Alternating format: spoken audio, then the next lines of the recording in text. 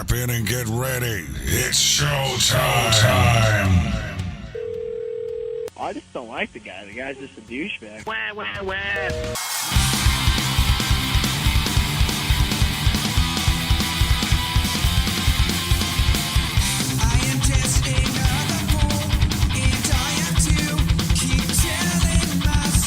Bounces are off the berm and sets his sights on Ryan Hughes. Antunez really charging it.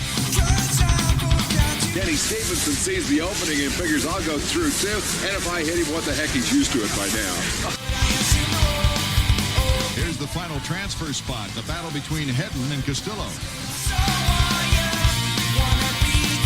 Out in front is Bill Lawrence, number 13. I think Jones wisely said, hey, I'm going to drop her down a few cogs.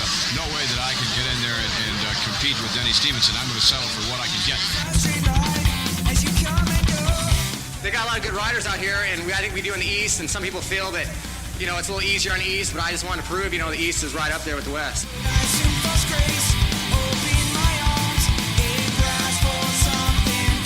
For Phil Lawrence, even though not a factory rider, they used to nickname him Factory Phil when he was with Suzuki in the 125 days.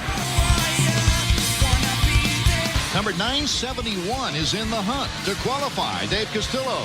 He's from the Great Western team. We're usually talking about Phil Lawrence and Denny Stephenson from that team.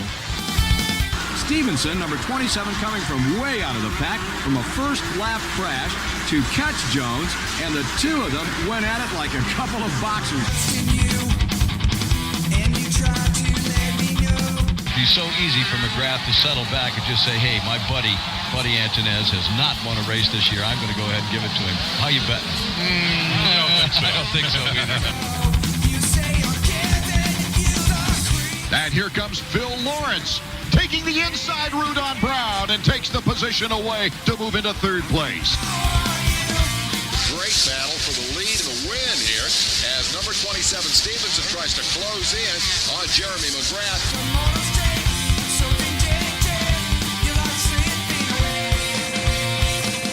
Hedden tried to go in there and put a little block pass on him, went a little wide, and Castillo knew that was going on and cut to the inside of him and got him back.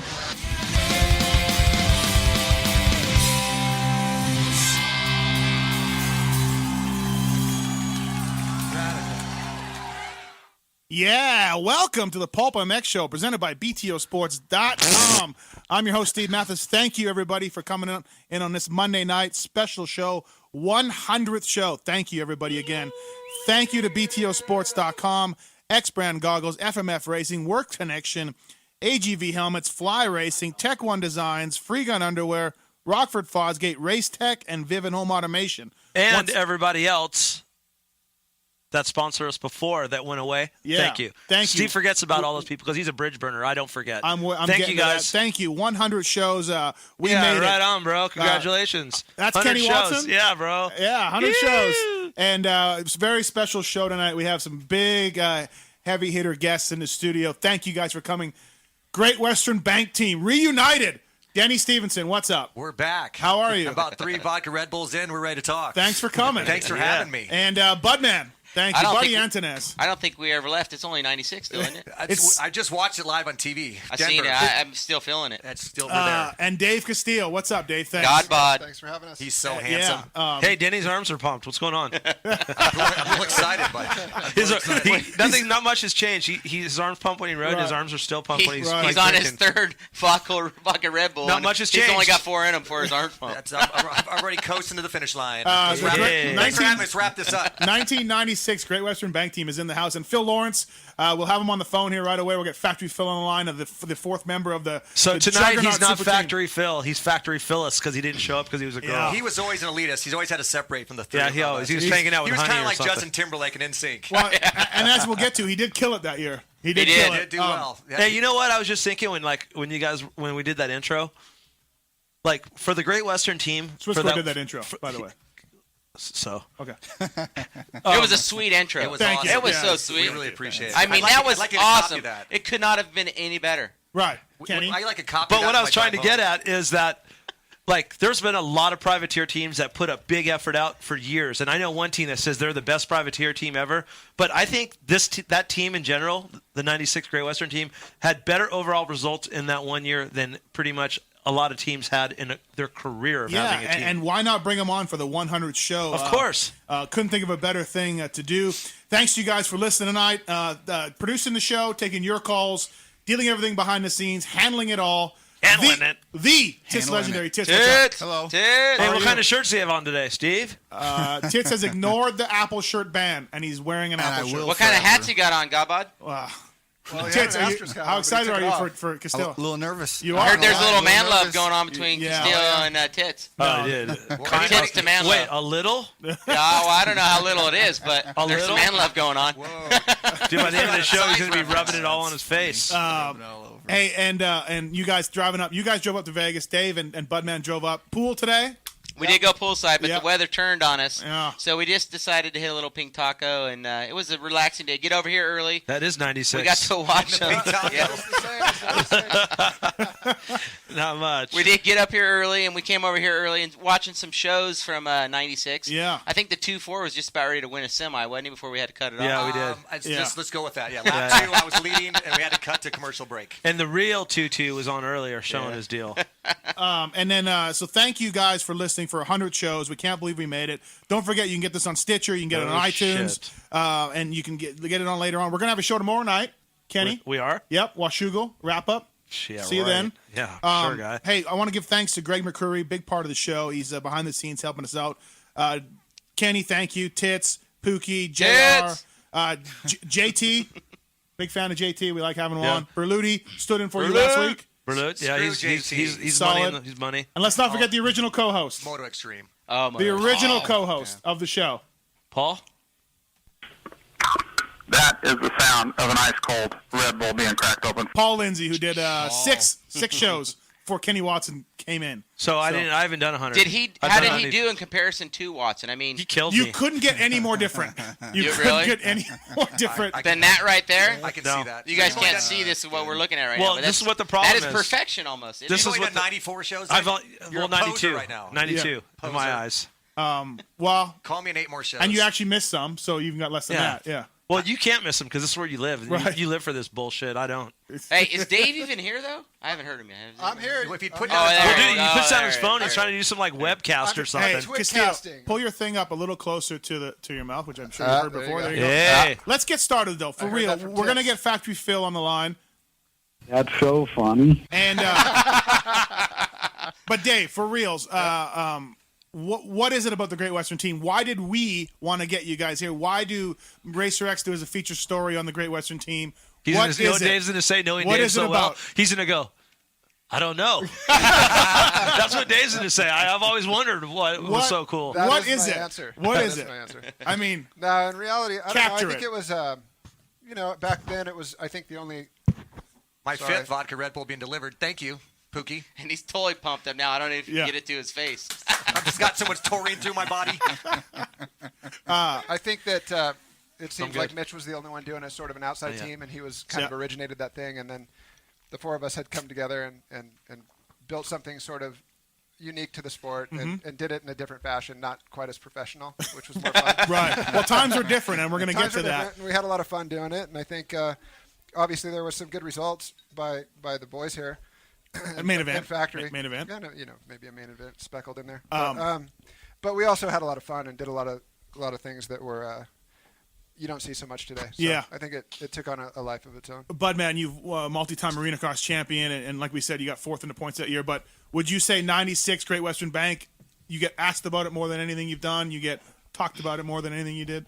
Well, that team has kind of like in the whole, like Watson said, even though Lindsay's probably better in that seat, Watson still had a point that we should talk about. Like that team really Quit being a dick, bud.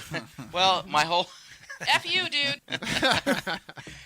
that whole privateer scene of what we were in that time and age and what privateer's meaning is now. Like Denny was pissed, but he literally had to go out and buy his bike. And so did I, and so did Dave, and so did Phil. So, for us to come in and do what we did with the results was kind of like Watson said, he's got some truth to what he said, is that, it could go down as we were one of the best privateer teams to come down. And what happened is for me in particular is the team synergy that it gave me and the sense of belonging. And I felt like, all right, I got a team now, I got to perform. Yeah. And it really elevated my game. And I think that with Jim coming on and doing what he did for us, and my mother-in-law, Debbie, who came in, it really helped us kind of get together and try to do things, differently. Mm-hmm. What were you doing, Denny? What were you doing at the end of '95? Like, where was your career? What happened? Where were you at in your career? At that point, I was kind of wrapping up with Suzuki's. I'd been factory. I was factory support. I rode for FNS, the dealership out of Ohio. And I was pretty much just going to wrap up and maybe go get a job or maybe go arena cross or something. And, I've known Davey forever. And I think I talked to him actually on the phone in maybe November or December, just bullshitting, kind of what's your plan, what's going on. I'm like, you know what, I don't think I'm going to race, Supercross this year in Nashville. I think I'm going to go do something else. And he's like, nah, that's bullshit. Let me make a call. That's bullshit. Let me make a couple of calls and get back to you. And I know Budman had rode, I think he'd been a privateer there for a while. And he was kind of getting some help with some there's a chance of this Great Western thing coming on. David kind of heard about it through Budman. And I think Davey went to his dad and said, hey, we got three of my good friends here. They're kind of looking to do something. Let's do a team thing. And I think Dave called me back, said, we got you a Cowie 250 and a flight. Get your ass out here. And I flew out to the ranch. And yeah, I remember getting the call from Jim or Phil. I don't know, one of them. I was coming out of the gym, and they called me. Why don't we do this all together? Yeah, you guys are kind of doing your own thing. Well, Phil and I had kind of done our own thing in '95. Okay. We just grabbed a box fan and we just went around and did, Yeah.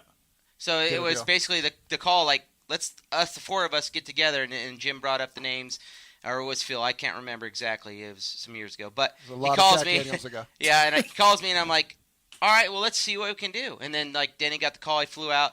And it all just came together so fast, I think all of us didn't realize what was going on. But at the end of the day, we really had a good team. Well, Davey had, as a lot of people or a few people have been at the ranch, he's got a great Supercross track, a great facility up there for us to practice on.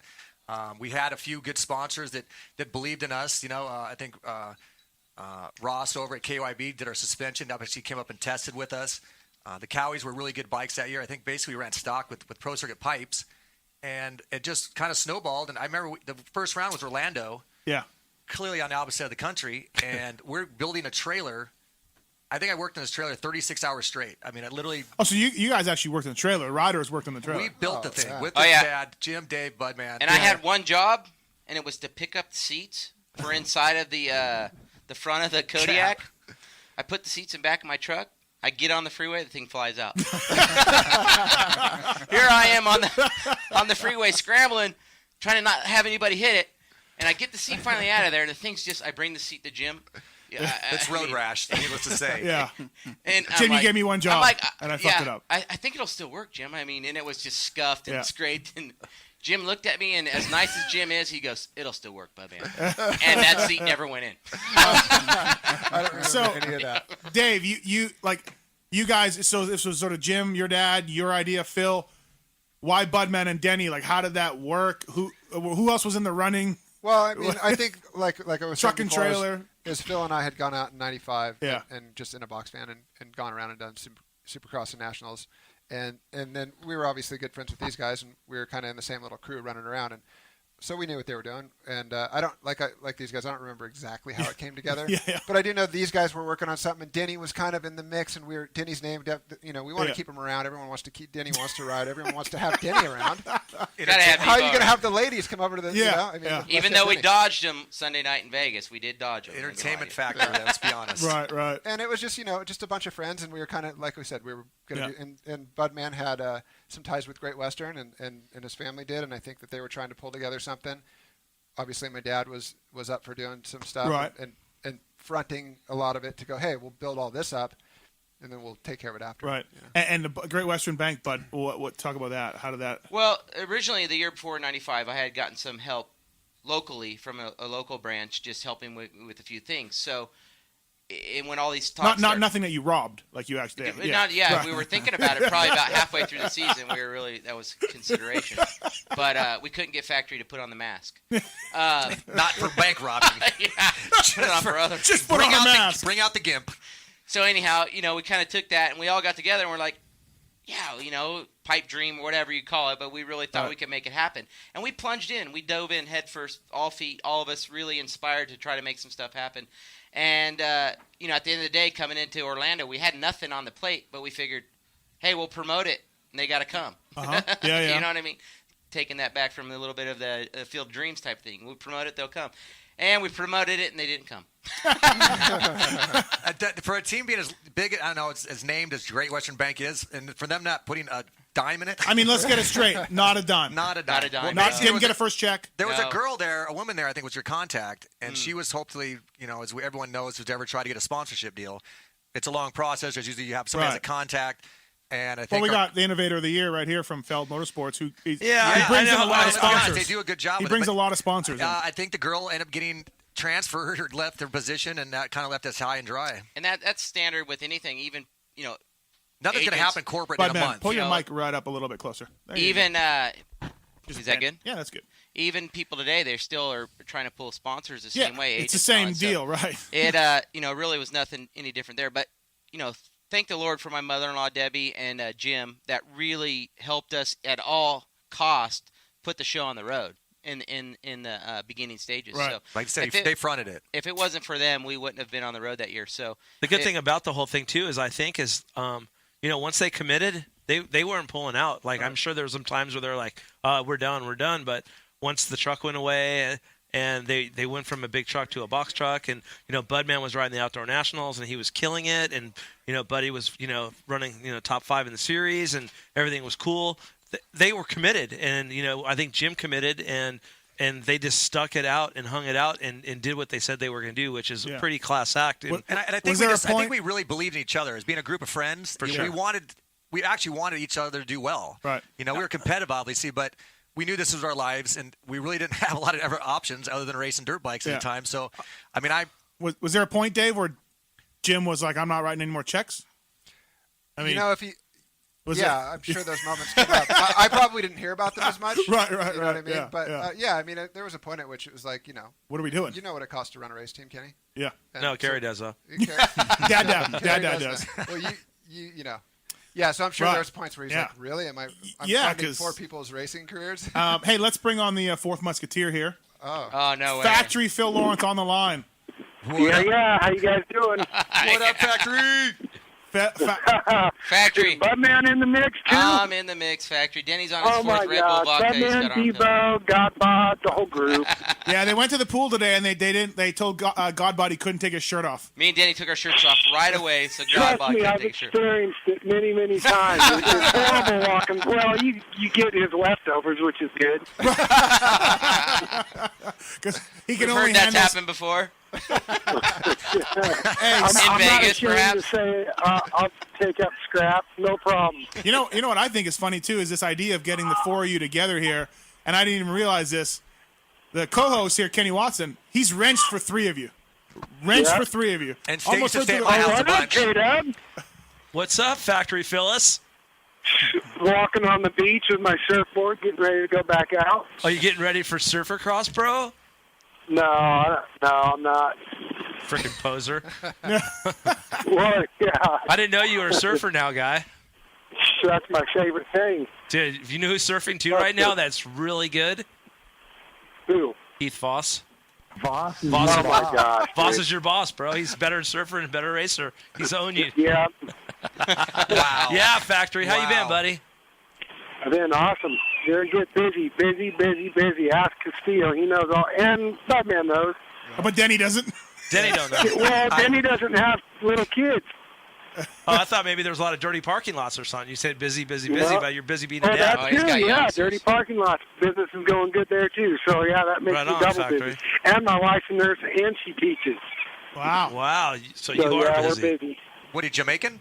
Hey, Jamaican what? I got 10 jobs, man. Hey, so the team gets together. You go to Orlando, and Factory pulls out Second. right? Second. I mean, how it's just like holy shit. Dude, we literally put the bikes together at the track. I remember that. We flew it in a jet with the bikes like in the box and in parts. In the jet?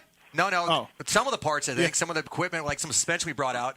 The mechanics put together the bikes out of the trunk of the car. I remember because the truck wasn't there yet. The truck showed up Saturday morning. I remember. Burt Barnyard.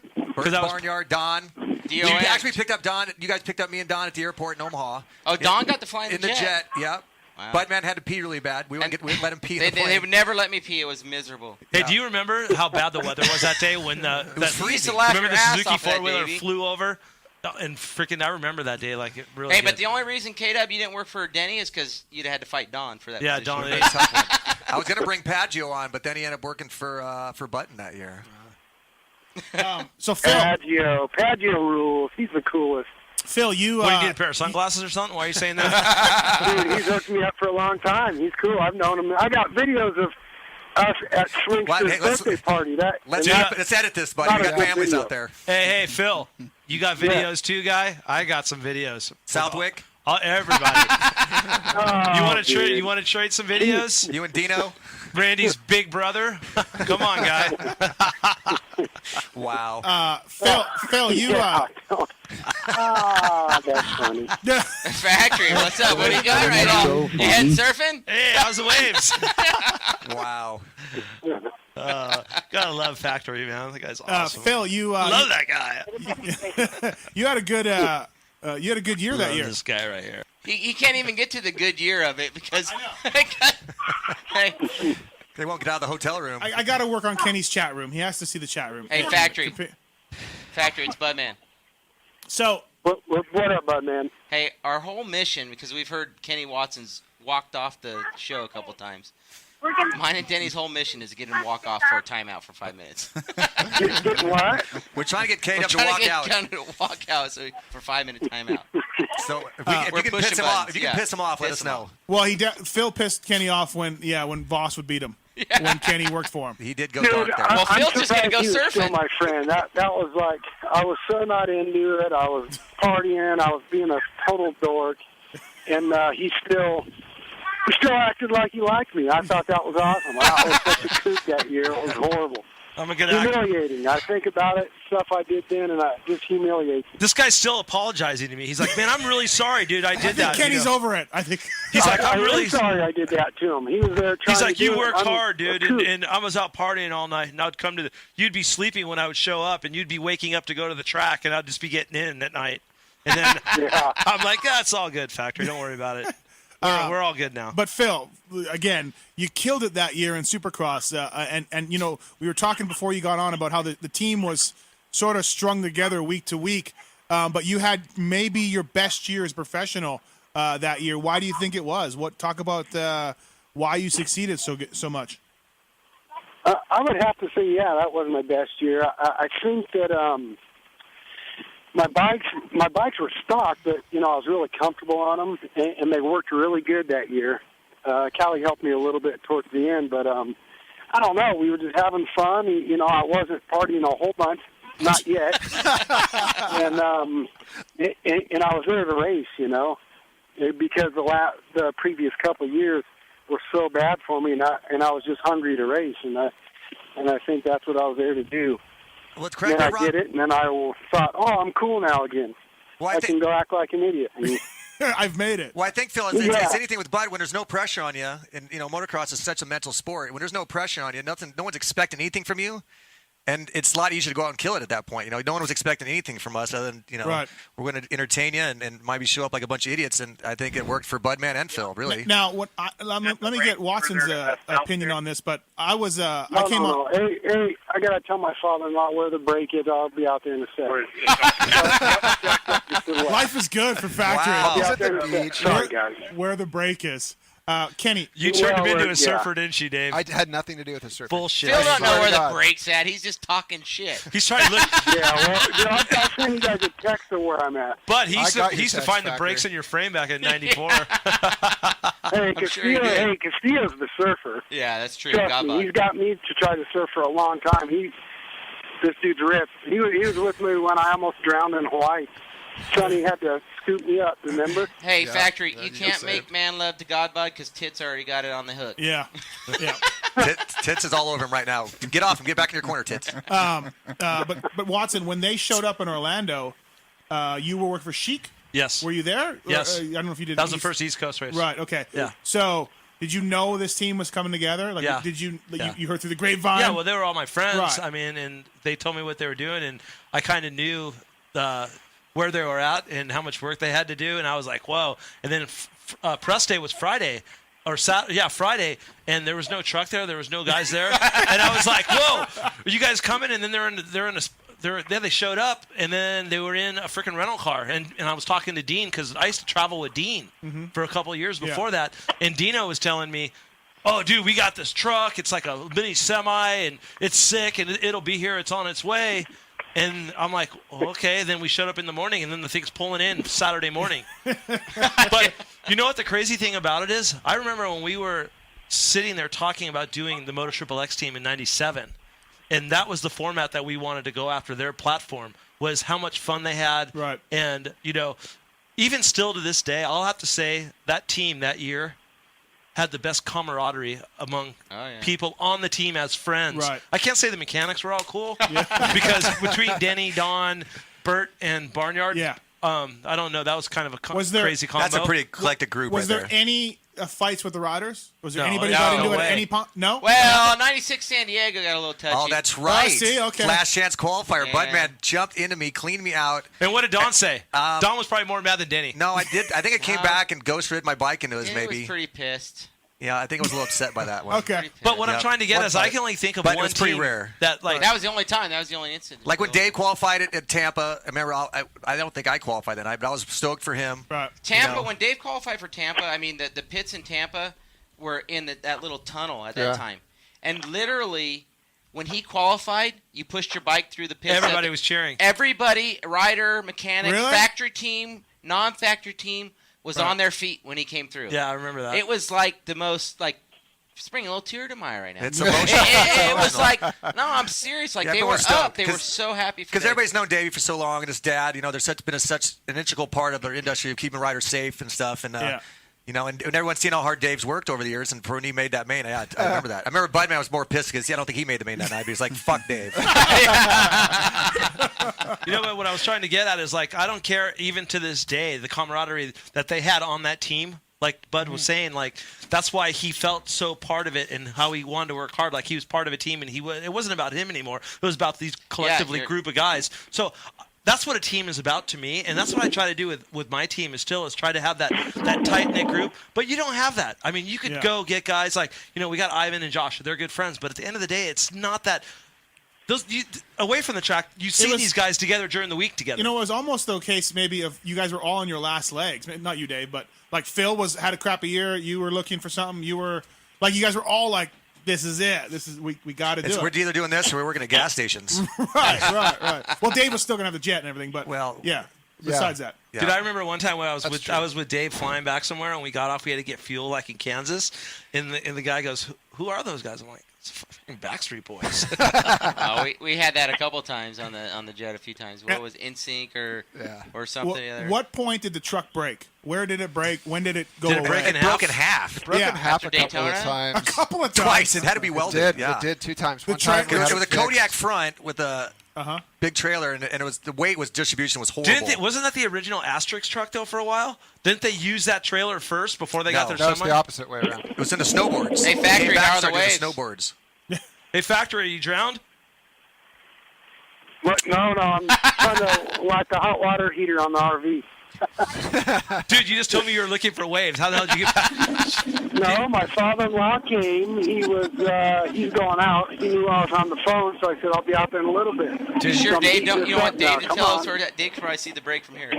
Where are you at? Where are you at? Actually, Are you at Lowers, bro?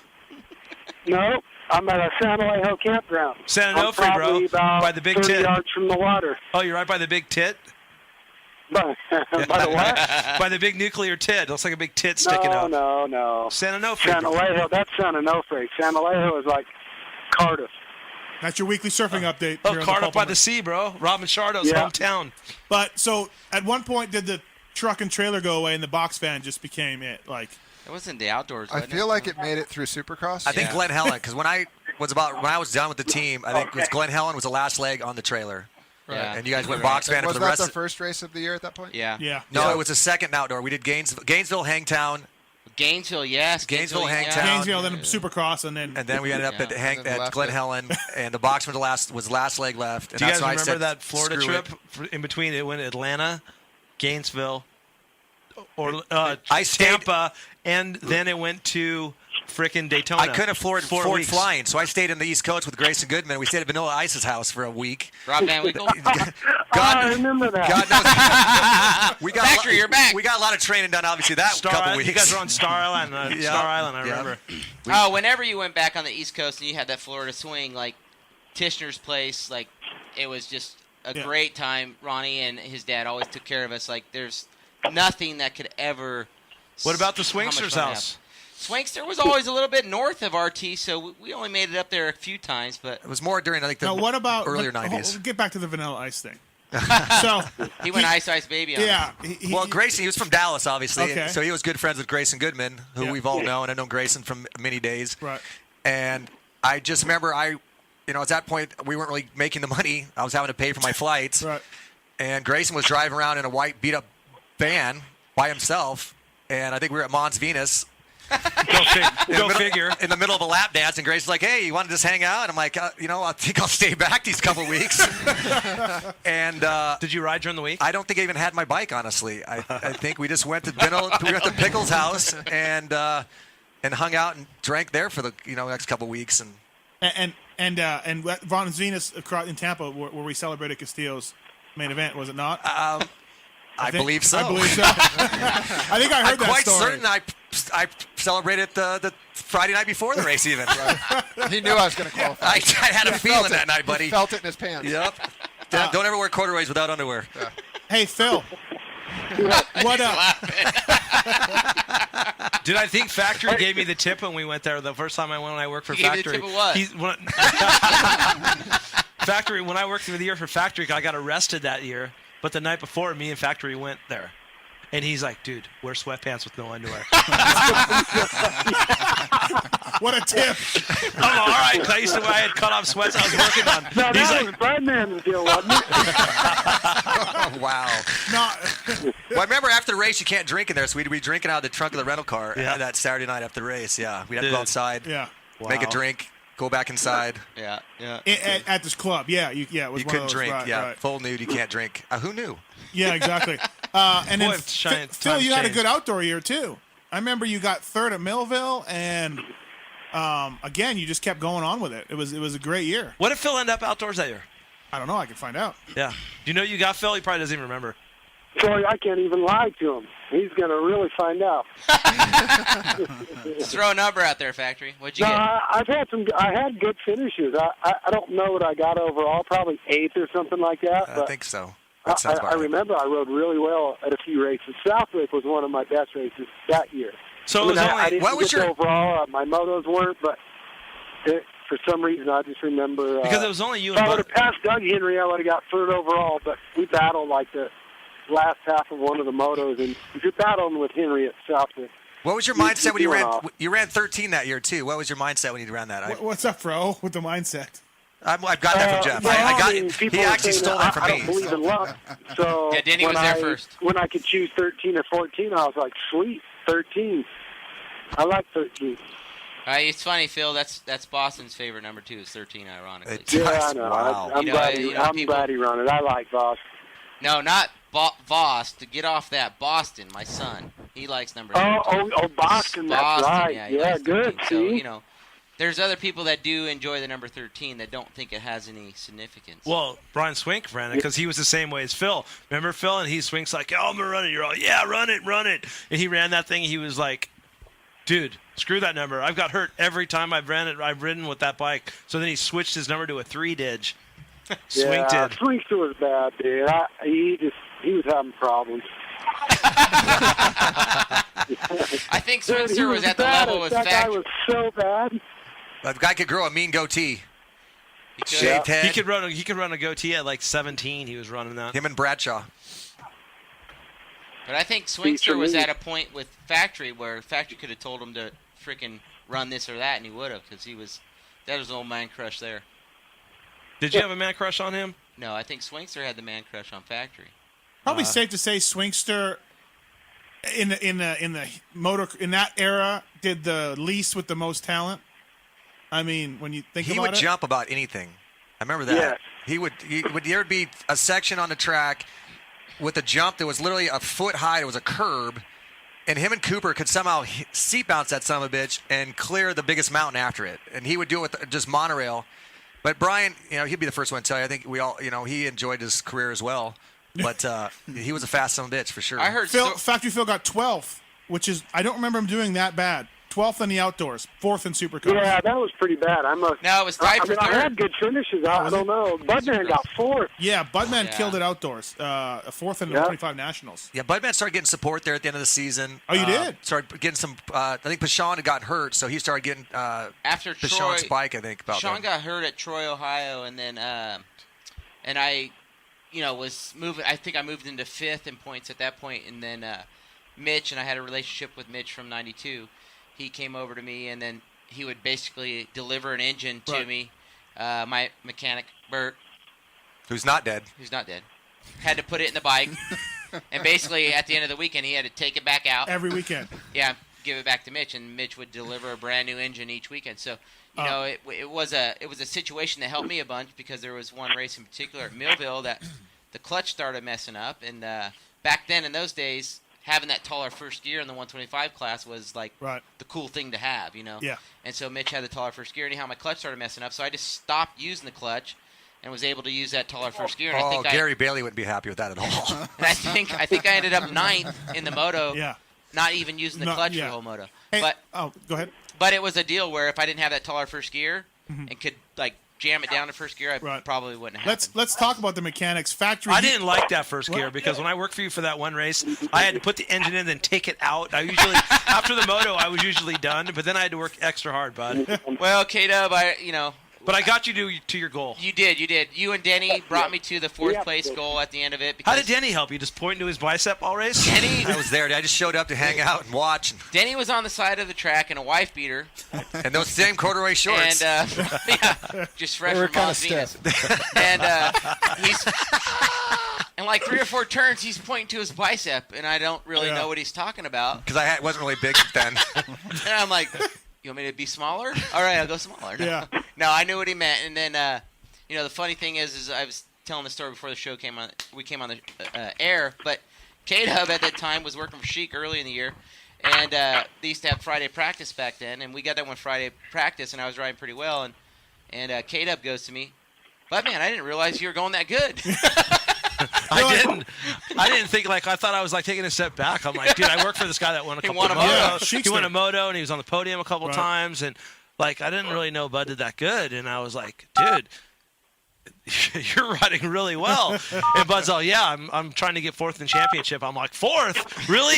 He goes, yeah, I got to beat Craig. I go, we're going to beat Craig this weekend. So that's the whole reason Denny was pointing to the bicep, because I had fallen in the first turn.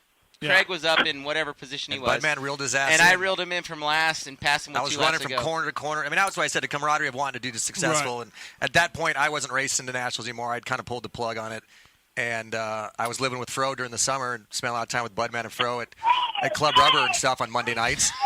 And Fro was bound for the championship that year, and it got me a ticket. And for that last race, I was playing with kids at the beach. So yeah, I was just there supporting my boys. So to take that back a little bit, that whole camaraderie thing you're talking about, I think the second round after Phil got that second at Orlando, Minnesota, I think I missed the main and you did that night.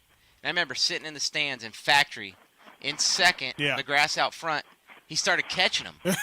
And I'm like, I'm in the stands living it. I'm pumped for him, come on, Phil. You remember that one? Yeah, absolutely. I'm like, come on, Phil. And he had this one section Phil was doing, and I thought for a second, I go, he's going to catch him. He caught him. I think he caught him at one time. He did, and then it kind of whatever happened. But I just remember, being outside of myself and me not even being in the equation, but being so pumped for Phil to be in second and reeling in Jeremy.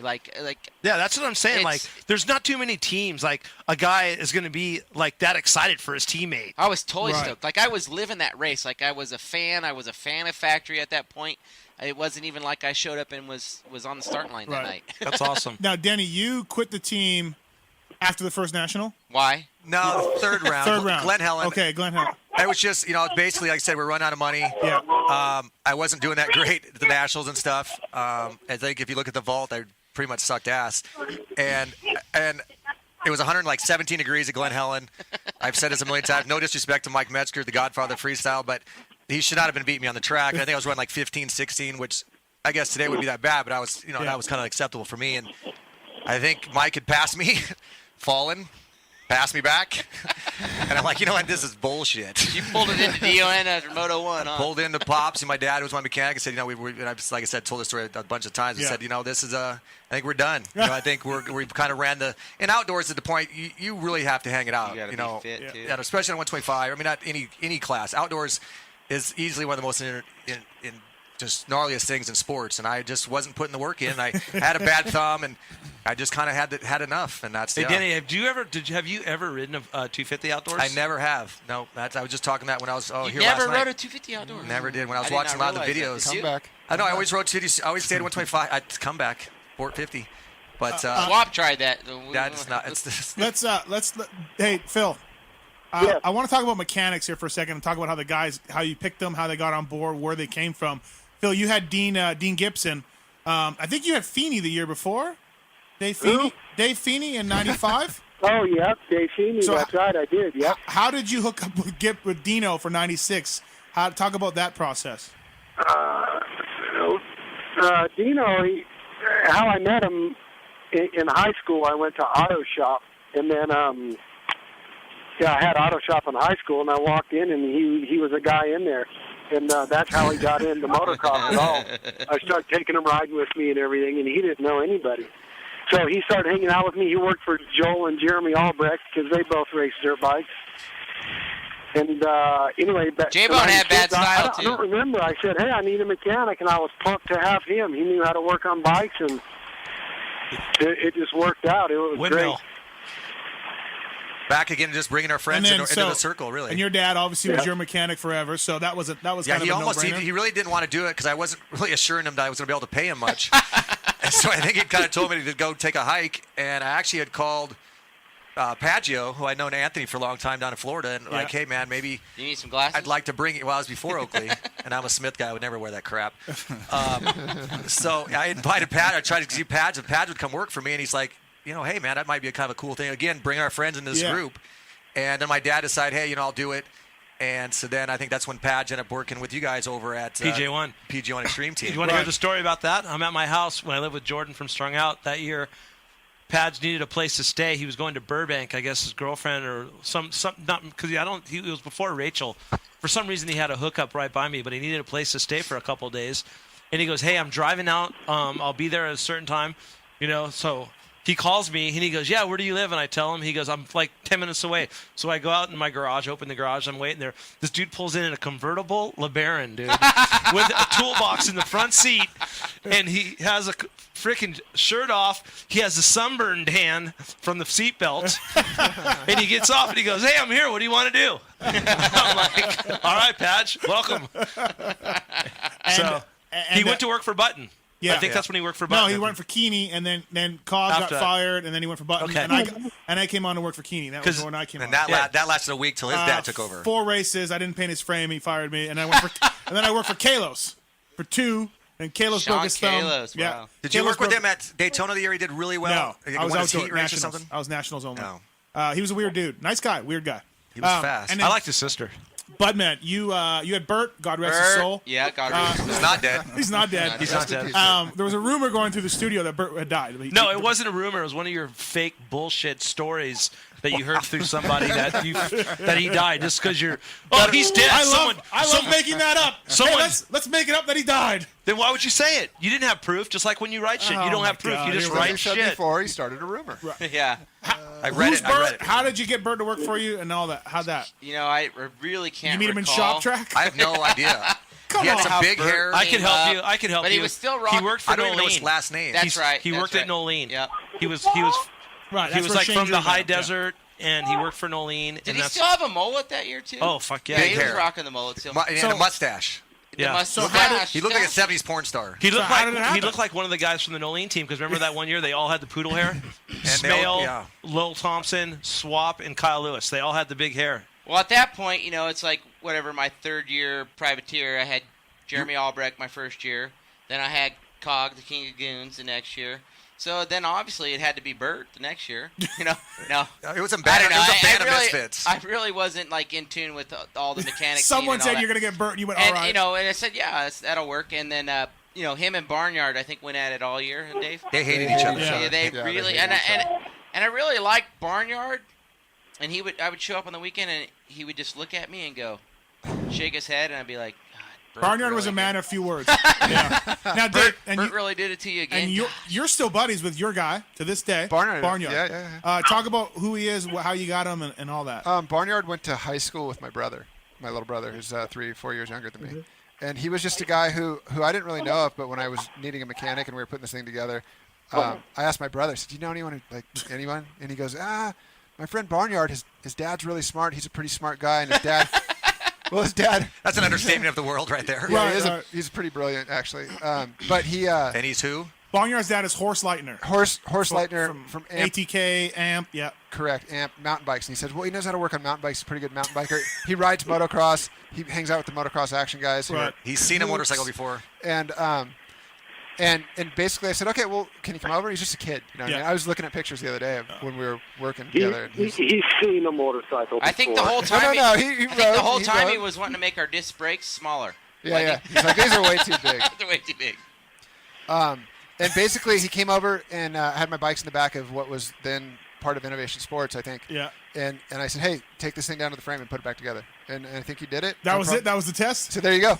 I think I rode it in the alleyway again, and it worked. Yeah. And he was my mechanic. And that was it. Dude, I'll tell you what, that and guy... Barnyard's got like a degree now or then or Barnyard's whatever. an engineer. Engineer, yeah. Dude, Barnyard is like back then, you could have taken every engineer, every mechanic, and put them together. They weren't as smart as that dude. Right. He was one of those dudes that was just so smart. You just I didn't even want to talk to the dude. He was kind of like Jim Nigatowski in Back to the Future. Yeah, just sketched out. His hair was crazy. He had dirt in his hair. Crazy hair. Yeah, he don't think he ever took a bath. You know, he just loved. Yeah, why Barnyard? Why they call him Barnyard? Because he never bathed. Well, his name is Bernard. Yeah. Okay. And he wasn't clean.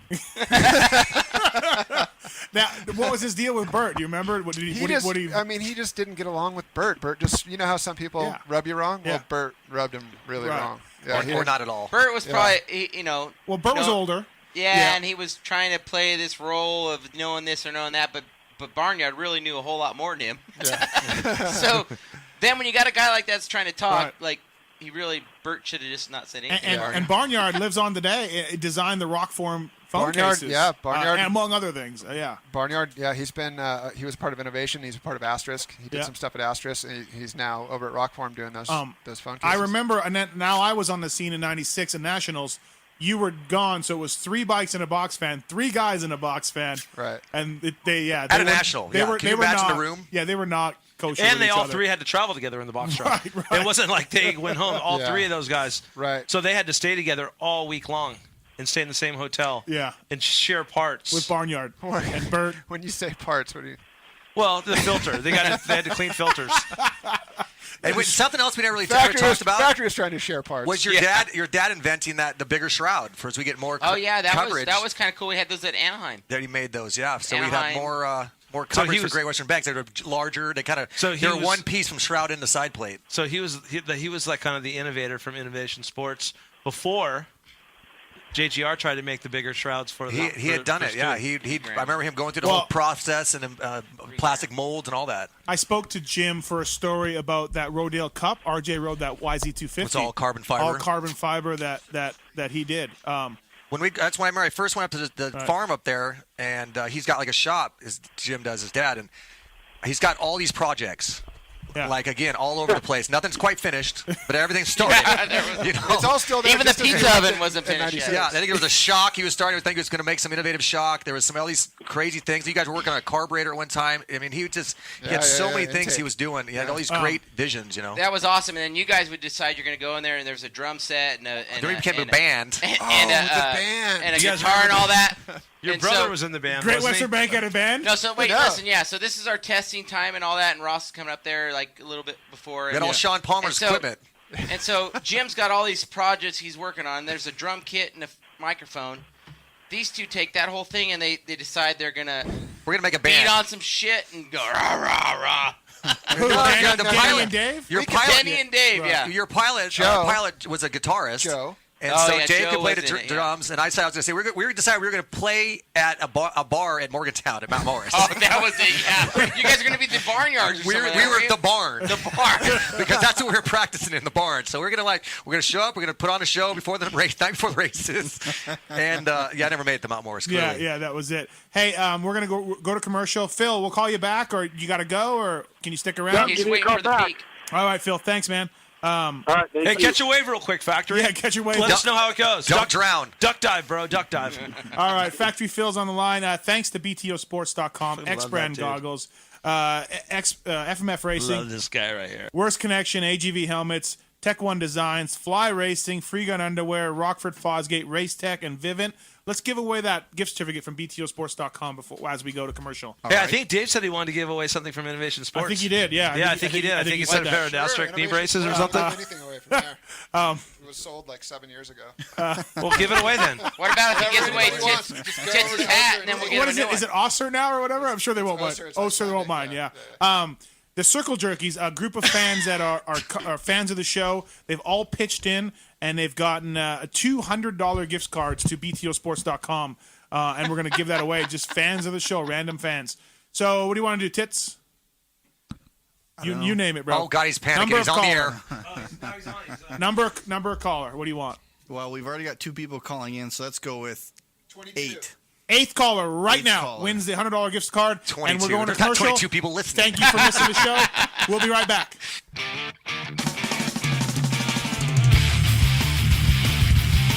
Those who love motocross know Motorsport.com has the knowledge and expertise to make your next ride your best ride. Motorsport.com has a broad selection of in-stock parts and gear at competitive prices. We specialize in bringing you OEM and aftermarket parts, riding gear, and accessories for dirt bikes, motorcycles, ATVs, and UTVs. All thanks to the most dedicated and experienced team of gearheads in the industry who use the very parts we sell on Motorsport.com.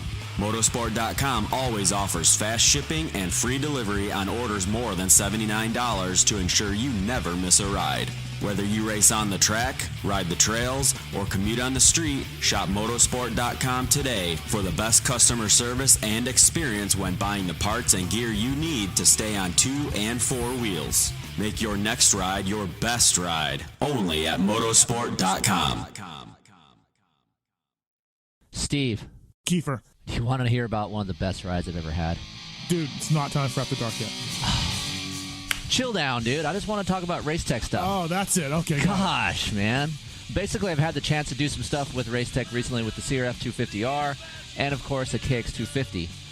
And as you know, I've talked about on the show, I wasn't a real hardcore fan of race tech stuff back in the day. But since Rob and Andrew and those guys have assembled at race tech, the stuff has been great. So for you guys out there listening, if you guys are looking to get your engine work done or even some suspension work, or as Steven says on the show sometimes, get your seals and your oil rebuilt in your fork and shock. Get it rebuilt. It helps. 15 to 20 hours. Head over to racetech.com. Check out. They even got a cool little simulator. You can look at what size spring rate you might need for your bike. So a lot of cool features over there on the website. But and as you know, Yamaha Blue Crew guy over here, you guys have some of that on your bike? It's fantastic. Zombie Blows uses it. Jerry Robin uses it. Starling, all of those guys over there. Malcolm Stewart won a Supercross with Race Tech stuff a few years ago. Pulp19 is the code to save. Mention PulpMX when you call. You can save on the service. You can save on motor work. You can save on springs if you just want to do that and get it put in yourself or do it yourself. Racetech is the one-stop shopping for motor and suspension work. You can also mention the code HOMELIFE2020. That's better. That's a better code, I think. We'll do either one. Just listen, people. Give your bike some love. Get your suspension modified service. Get your motor modified serviced with the folks at Racetech. Good people. Love the guys at Works Connection. They continue as a 10-year sponsor of this show because, yeah, just like you, they're committed to the sport. For 33 years, they've been designing and distributing leading-edge performance products like Elite Axle Blocks, Elite Clutch Perch, Pro Launch Start Device for performance, radiator braces and skid plates for protection, along with a shock pump, a tack, hour meter, and more for maintenance. Works Connection, great guys up there in NorCal, and super cool company. We're stoked to be associated with them. When you take a look around the AMA pitch, you'll see Works Connection proving ground for products under the canopies of Team Honda, HRC, Star Racing, and other top teams. And the best part of this whole deal is if you use the code PulpMX20, you get 20% off your order.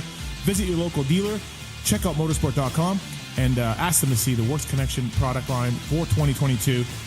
Great company, great products. Check it out. Thanks to Works Connection for coming on the show. PulpMX20, the code to save.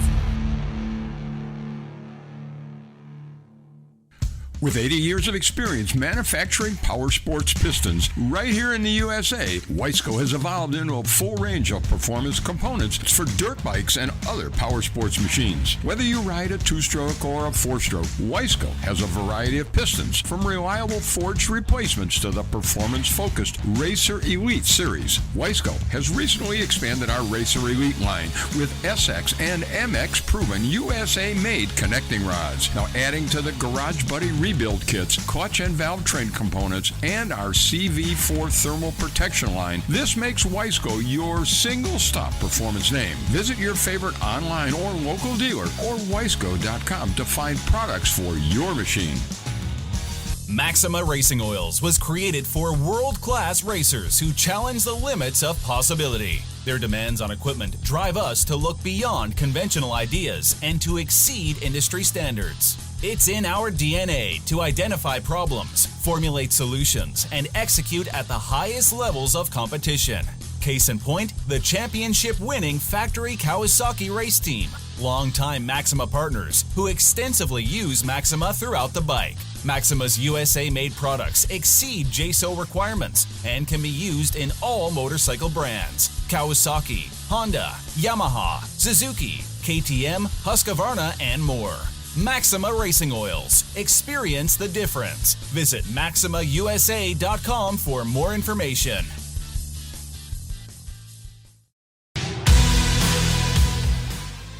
In 1990, my dad, Jamie Gregg, started Guts Racing. Guts stands for Greg's Ultra Trick Seats, because I was just a little kid that wanted a trick seat. And if you're out there looking for a trick seat, go to gutsracing.com, your local dealer, or Motosport, and place your order. Support the people that support Pulp MX. You can use Pulp 2022 for 20% off at gutsracing.com.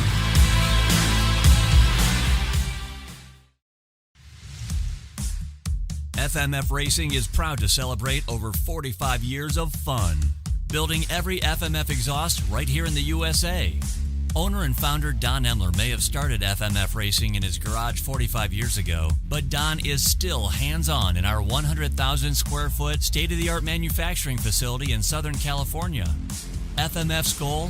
Design and manufacture the world's best performance exhausts 100% in the USA under one roof. FMF is a proud sponsor of the Lucas Oil Pro Motocross Championship for over 25 years.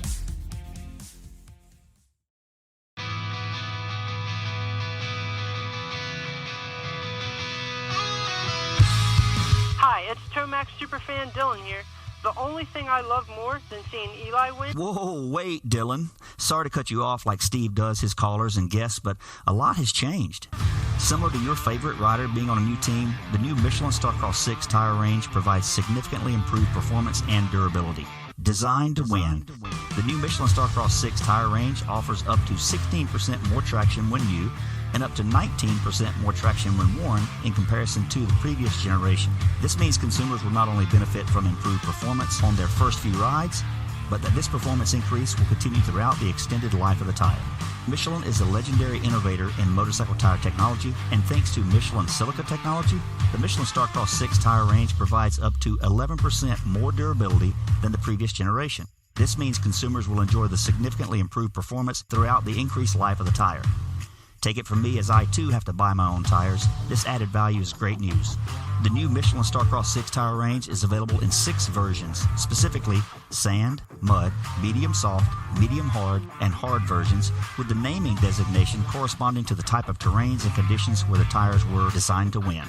Another innovation is the Michelin adaptive design, with specific positioning of the tread blocks in 3 zones: central, intermediate, and lateral zones, with the single goal to offer exceptional grip for the front tire and exceptional grip, traction, and longevity for the rear.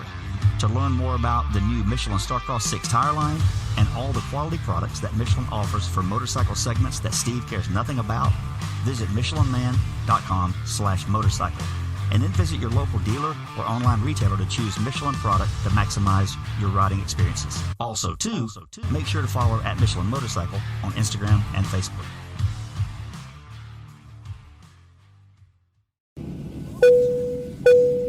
Attention riders! Welcome aboard the all-new Atlas Vision. We hope you enjoy the added mobility, quicker flight time, and additional views. Please follow along as we outline the safety features of this revolutionary device.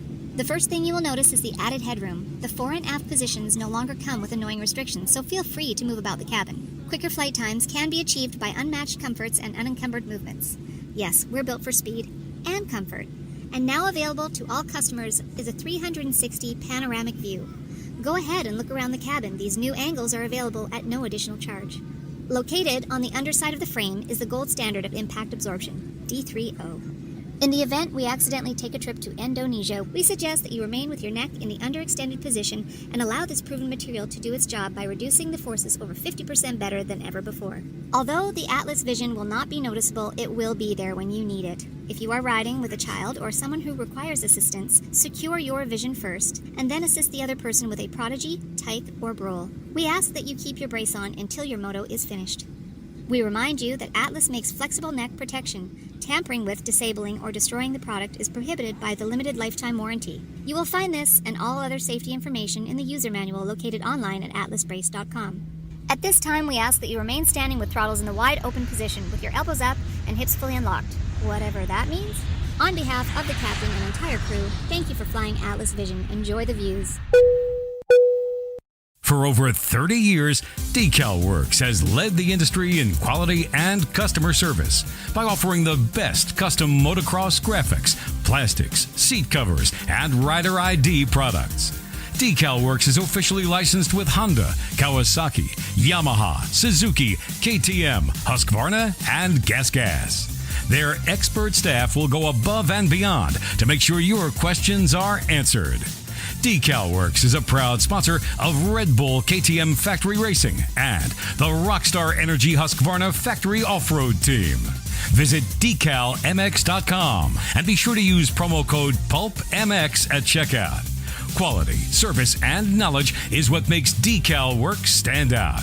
DecalWorks, #1 for many reasons. Yeah, welcome back. Pulp MX Show, presented by BTOsports.com. 100th show. We made it. And Great Western Bank team is in the house. And I can't believe we made 100 shows. Well, I did anyways, Kenny. Kenny's a poser. Yeah. Hasn't made one. You're on 94, shows 93. 92 and a half. Yeah, I did wish early on in the show when Kenny and Paul Lindsay were here at the same time. I heard Paul Lindsay did a little better than him, did. Is that true? Dude, shut up, Some bud. people thought so.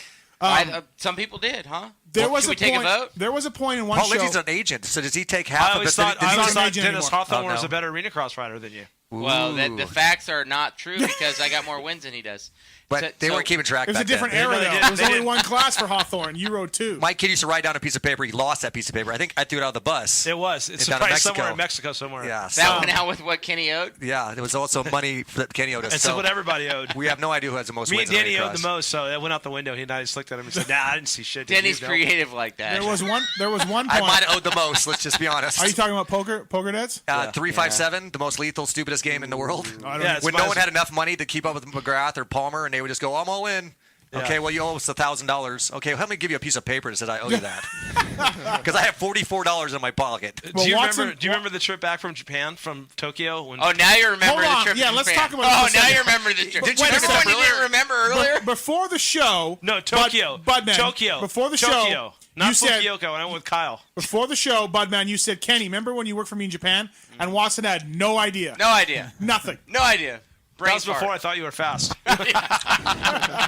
It was a good year before that. Fukuoka, that's when we went and had dinner. So we had shabu, and nobody had any money to pay the bill. Hey, do you remember that? I don't remember. I think it might have been Tokyo. It might have been Fukuoka. We went to that motocross, like it was that bar. Do you remember the bar we went to with Fro? All you guys were there, and we went there. No, Kenny, we don't remember that. Dude, let me finish the story. When I tell you, you'll remember. We went there. No, and Kenny, we don't remember that. Budman, tell about the story about you coming back to your hotel room. Right, so tell about the story about coming back to your Let's hotel go with room. my story, all right, Kenny? We don't remember yours. Remember that story that you won't let J-Bone tell? Do you know that story? You won't let J-Bone tell Kenny. it? Is that Southwick? This might be the same thing. Me love you long time. Is that Southwick? No. This was not that one. This was Vegas. So J-Bone Mathis, tried to tell a story. We can't tell it on the air. I think this might be one of those. Mathis. No. I think it's that one. Mathis. So I decided to bring K-Dub over to Japan with me, and we have our little room, and they give you, Japan, they give you the robe, they give you slippers. It's customary not to wear your shoes in the hotel room. So me and Denny and Fro, we decided to go out and take in the culture. We get some shabu-shabu. Authentic Japanese food. And we have a good time. So then I'm coming back into my hotel room. I open the door. All of a sudden, when I open the door, I see this big freaking thing in the middle of it. Watson bare ass on it.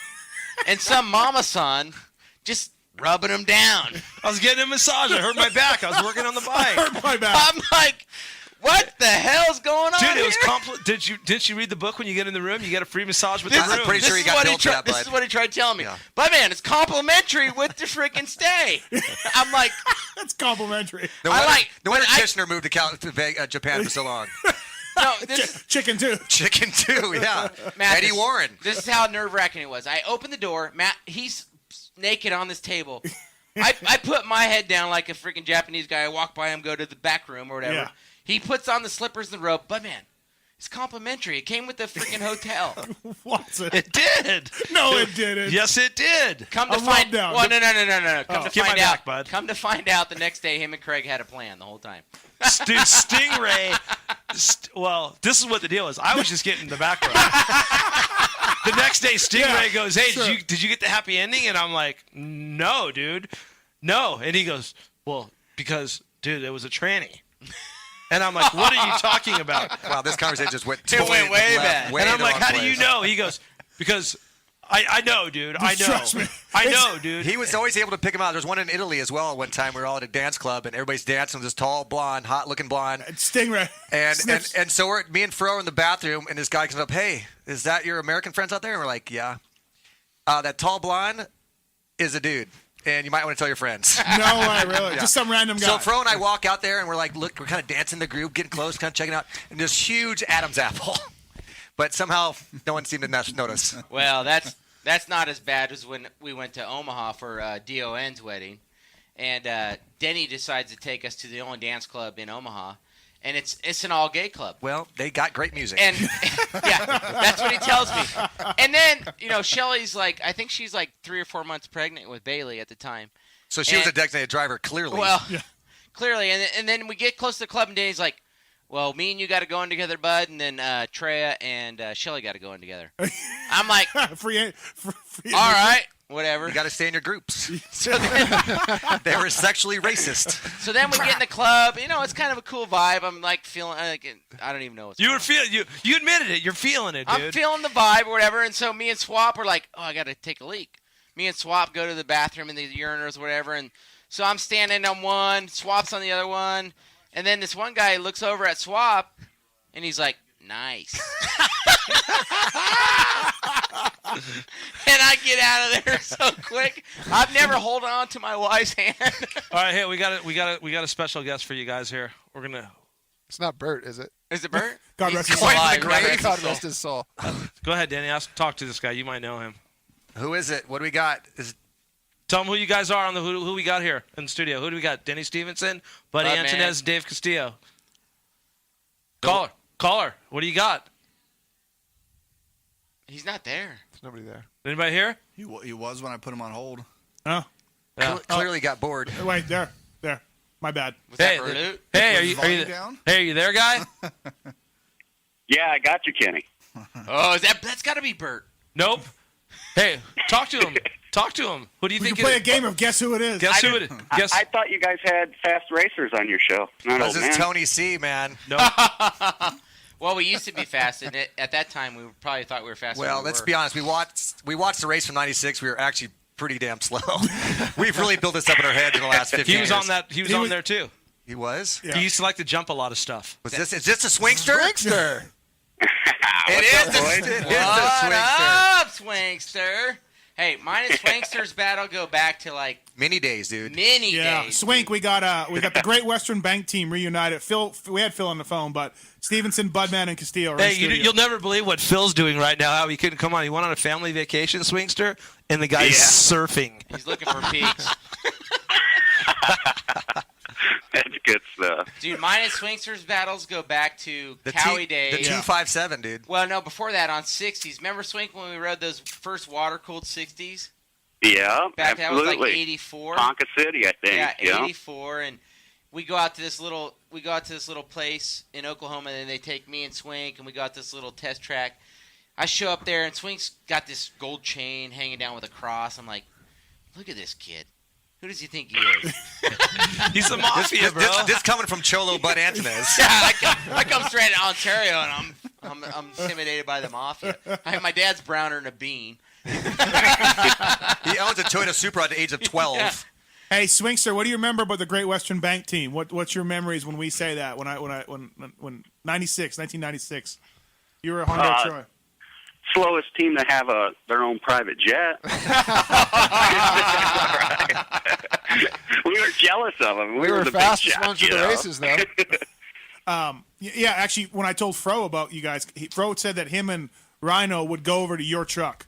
Because they didn't like Cowie. They didn't like Cowie. They wanted to go hang out with you guys. Our Kodiak was lined with purple shag carpeting inside. So everybody just come out, and we couldn't afford like a bench. Well, that's because I ruined the seats. Right, they couldn't go in. So we just sat on the carpet and just sat there and bullshitted. And And I think we probably had Swink in there.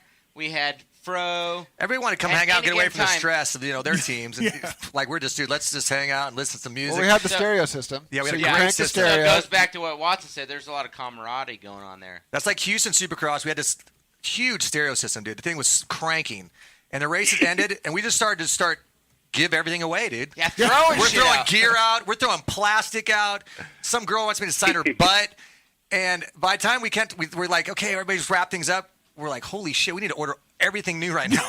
Yeah, we got to pay for it. We have no more gear left. We have no more plastic left. The mechanics are pissed. We're like, oh, fuck, we messed up, guys. Sorry. We totally got caught up in the moment. There was some good techno going on, and it seemed like a good time.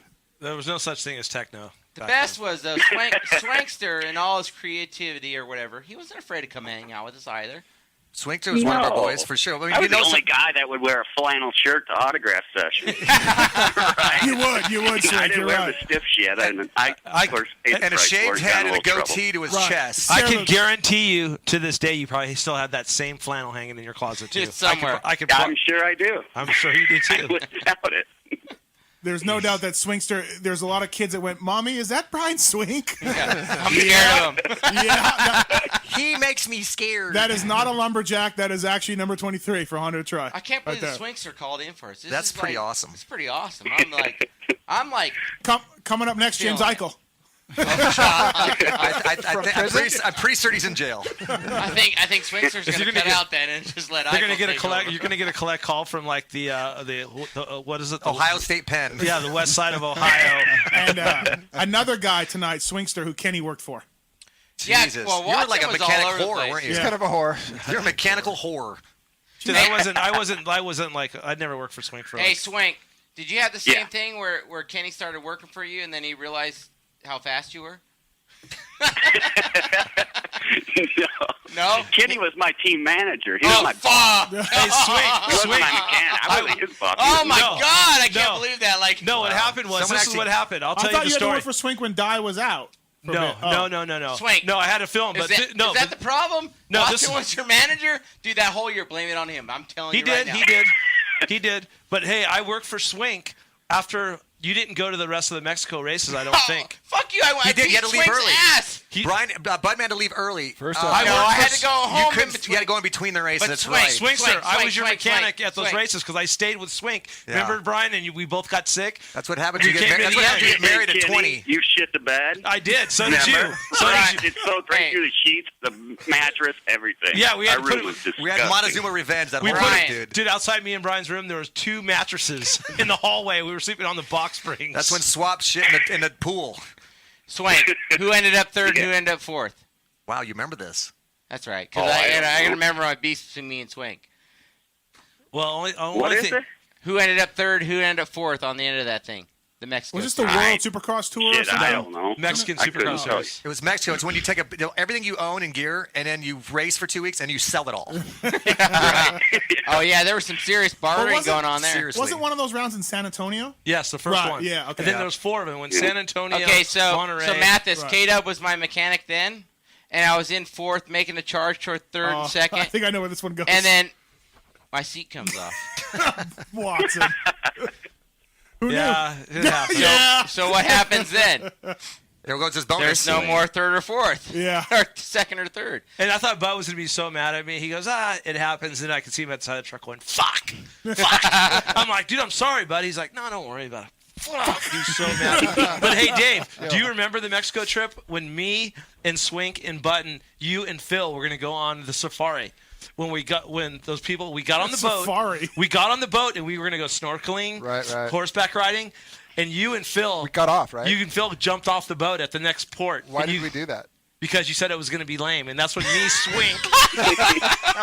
Swink and Button did it, and that's when David Hasselhoffed it. Asked Swink, I Right. dove in and I saved the chick that was drowning. From drowning. That's right. And then There's no D, Swink. there's only one D in that word. Sorry. There's no drowning. Sorry. So to make a long. I know everything. Yes, you do, D. Hey, when we're Swink, Brian, you bought grape tequila at the Town of Tequila that trip. Yes, I did. And I had that shit for about a gallon of 10 years. And every time you drink it, I'd drink a little bit, and I'd be sick for 2 days. It was horrible. So it lasted for a while. We wondered why everybody had the shits. We literally stopped at a taco stand. It was under like an awning. The guy had meat in a cooler with flies, and he had a little hot rock that he'd heat up the tortilla, put some meat on. We're like, dude, this is the greatest thing ever. Tequila. These guys all got like gallons of tequila they bought at the Town of Tequila. I remember that. Wonder why everybody had the squirts for a week. Dude, all I remember is I jumped in, saved this chick. I get Oh, he's back. back to the. And no, because this is what Brian. She was drowning. Well, because Swink and Button were laughing. No, dude, like when she was, I go, dude, she's drowning, and I just did what I did, and I went and Swink like a hero. I almost spit out my drink. He does what he does, Swinkster. He does what he does. Be a hero. Hey, it was a true story. Me and Button. Oh, looked at each come other like, on, dude, we got Swingster. bitching lives. We ain't jumping in there. Swink, that's exactly what I he know said that to me. girl. That's what he said to me. Swink goes, "What's wrong with you?" I'm all, "What do you mean?" He goes, "You don't know that girl." He goes, "Dude, you could have died." He goes, "You're an idiot." And I was so mad. We have bitching lives. We have bitching pinned lives, it. bro. I just pinned it back. I was just so mad. Where I remember sitting on the boat, and I was just sitting on the boat, riding back, and Swink's like, "K-Dub, it's all right. It's all right." I'm like, "No, fuck you, Brian." He's like, "No, dude, you're a dumbass, and you risked your life for some chick you don't even know." And I'm like, "I think I did the right thing." He goes, "No, you didn't." Oh, Swink, I remember that in Monterey. I think me and you sat at the little bar and had like too many freaking margaritas. Mhm. Good time. I think that whole trip was too many margaritas. The only practice session of any race I've ever been to, and everybody but 2 guys are sitting on the starting line with their heads on the handlebars during practice. Do you remember The those promoter's like, you guys hungover? better go ride. Button do you wouldn't even ride. remember- Button when he show up from practice Do you because he remember was the- Who so won? hungover. Who won Do you the remember thing? those whoops they built? Pedro Gonzalez. He apologized. The track builder apologized. Remember Dude, those we're whoops so they sorry. built? And we're like, there's only like 3 of us getting through them. I think it was me, Factory, and probably you, Swinkster. And I'm like, they're like, built those whoops. And I'm like, you guys fucking serious? Like, He apologized after the race. He goes, dude, I'm so sorry I made those things so big. Who won this series? Who won the championship? Dude, they had everyone. I think Pedro Gonzalez ended up winning it. no. remember after we left the track, the guy jumped the Jeep. Oh yeah, They jumped a Jeep with like a couple And people girls got and stuff. weeded. Yeah, somebody got hurt real bad. Like they were drinking, jumped in a Jeep, decided to ride the track. Yeah, and they tried to jump the double in a Jeep and they faced it. And freaking people got launched out of it. Only in Mexico, man. Dude, do you remember Goodman showing up for practice straight out of the bar all night long, just wasted, not even hungover, still drunk? Yep. And everyone was like, he was getting dressed to ride, and everyone was like, no, don't ride. Oh my god! Good I times. remember like they were all giving me shit, Swinkster, for going home in between, but you guys did that whole freaking 12-hour bus ride and all that shit. It was well. Well, except for Dave and Phil who flew. Yeah. Well, because we were did. cannonball We flew bears to- in the we flew to bus. Puerto Vallarta. Yeah. While everyone else Puerto was on the bus. Vallarta, yeah. Dude, Yeah, hey, we I chilled. remember we got Smart, to Puerto Vallarta. smart. Dave and Phil were so mad because I guess they were both doing their thing and they were single at the time. They were filming. Was it Acapulco? They were filming Acapulco Heat or some Oh, TV that's show. right. We were in Acapulco. And they tried to bring girls and they wouldn't let them in the hotel room. And they're like, "What do you mean? You can't bring girls. You can't bring guests into the hotel." And then they went go to the beach and they kick them off the beach. They were like, "This place sucks. Like, dude, you're supposed to hang out with your buddies." But Debo, what happened when you and Swap were playing volleyball in the pool? I told you he squirted. He shattered in the pool, and he's like, "Dave, we should switch sides." Hey, you guys, let's switch sides. We want to play on that side. And there's like a big little brown liquid floater in the pool. Mexican revenge, dude. It killed us all. Yeah, we were like, every one of us was sicker than a dog, man. Right on, Swinkster. So, hey, what have you been up to, buddy? How's life? Good. Got my kids right now. Just been hanging with them. That's about it. Looking for work? There ain't no work. I can't find no work. Shit. Asterix maybe hiring. Yeah. Pulpo Max needs a guy in Michigan. Yeah. It's tough. Just hold on, Swankster. Obama's going to fix it. Wow, we just went political. Yeah, Holy we crap. did. Watson, All right, I'm not going to hold my breath on that one, okay? Yeah, right. No, hey Brian, it's nice for you to call in, man. Thank you. Appreciate it. Appreciate it. Short notice too, but we're having our 100th show tonight, and we thought it'd be cool to get Swinkster the Swinkster on. Wait. Miss you, Swinkster. All right, thanks, bud. I do. Later, brother. I miss all you guys. You people around here will ask me. They'll be like, "You actually know some of them guys?" Oh, I can't God. understand. Well, it's not- We're all buddies. We hung out a lot. It wasn't. You just It's not didn't us. show up and not talk to each other. Hey, you know what, Swinkster? We were hanging out today at the Hard Rock, and we grabbed some lunch, and then, like me and Davey and Denny were just talking. I'm like, shit, we really haven't hung out that much, but it's like we've never been apart. So it's like even you calling in, it's like just reliving those moments. It's like, Well, these are our dates. These are our school friends. Like we don't hang out with anybody I went to school with. You hang out with people you grew up racing with because you had the same interests. Remember me that year, '96? Remember, guys? I totally remember. Yeah. Remember me? Yeah. Remember, guys? Remember? hey, Swank. He was supposed to. It's just some kid from Canada. Hey, straight up, dude. JMB, the baddest rider in town back then, he used to come to you for track tips, huh? Yeah, he'd be like, "Hey, can we ride and practice today together?" And he was like my only hero. I was like, "Really? Why would you want to ride with me?" And I was like, dude, he used to I was look so for you pumped. to I was do like, "Heck yeah, I'll sections." ride with you." Swinkster was badass. I have dude. my own story too. Troy, Ohio, after party or pre-party or something, talking to Jeremy, who told me I watched to see if Swink jumps it. If he jumps it, then I can. True story. We said it before the show started, I Brian. often used to say, "Would these guys jump the triples if I didn't show up and do it?" Probably not.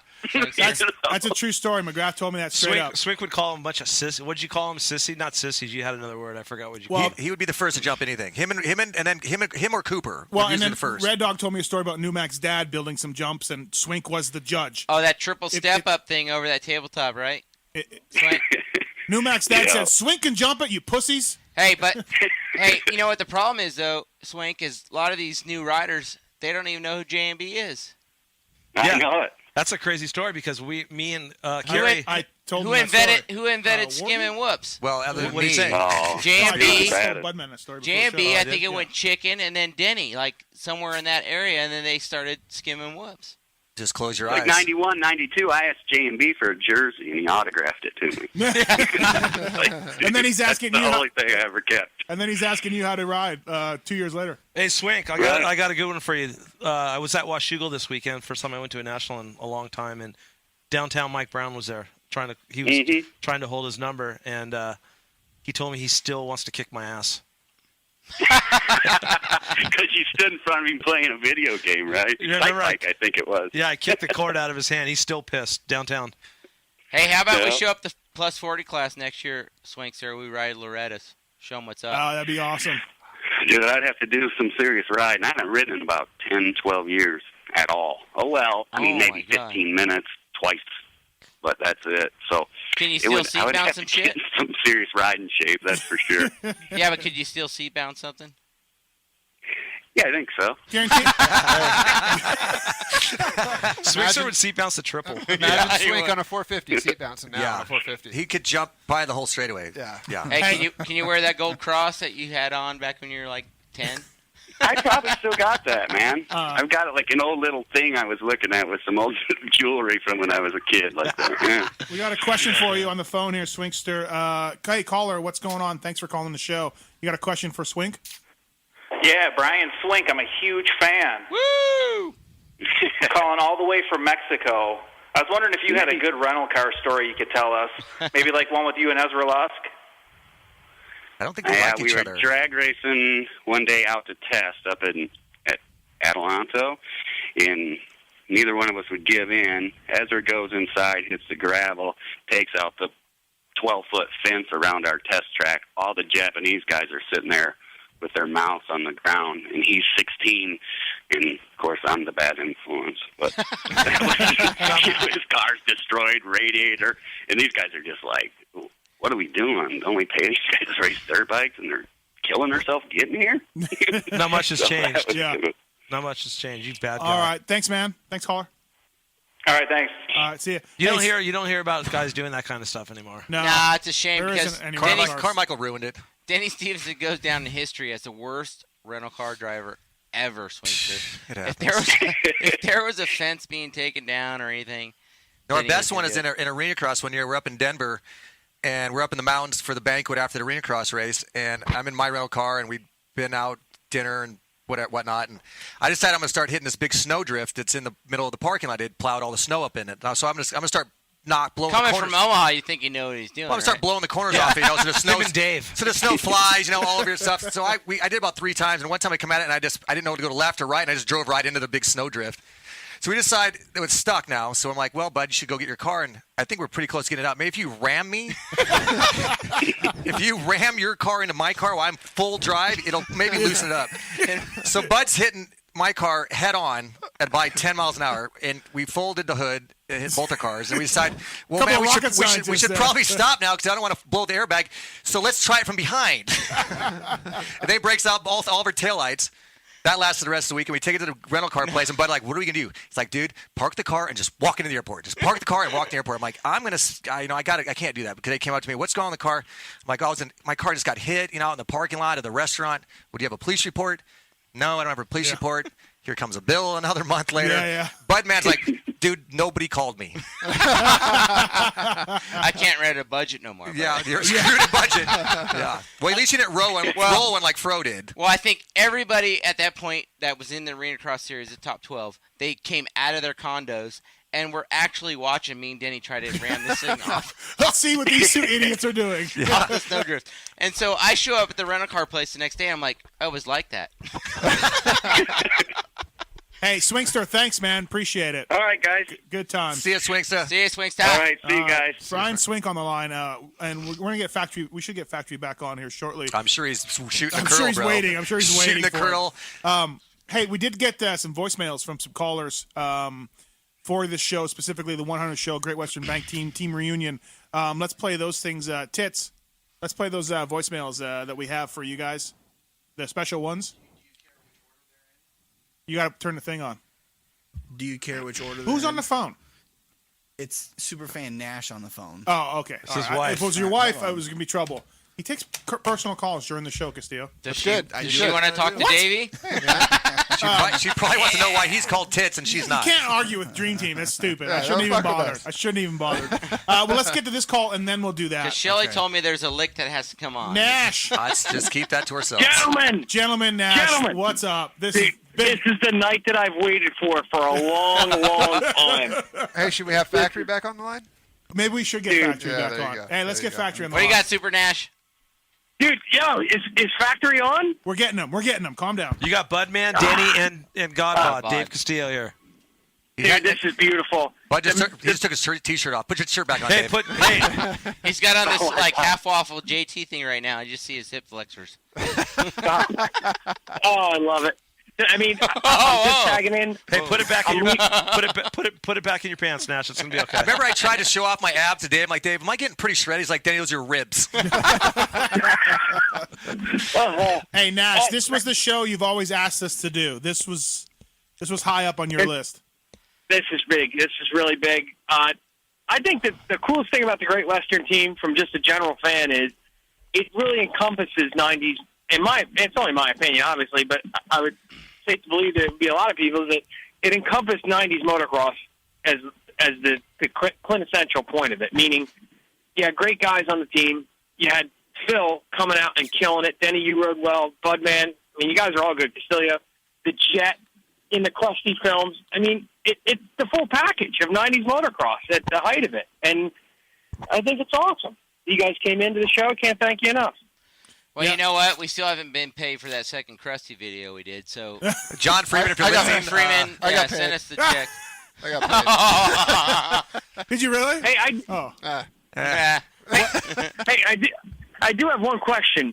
When you guys get Phil on the line, or who else is in the room with Phil? The one Krusty film where they're wheeling Phil out in a luggage cart. Care to delve into that? What was going on there? That was Krusty 2. We're bringing him out of the hotel there. What were we bringing him? Nice. I don't remember. We went Krusty 2 is when John Freeman and Danny Nicholson, they decided, we did first one, which was, still probably one of the best ones. Yeah. And next to the Triple X one. The Triple X one was good too. Those guys did a good job. And the second one is when they decided to rent the jet.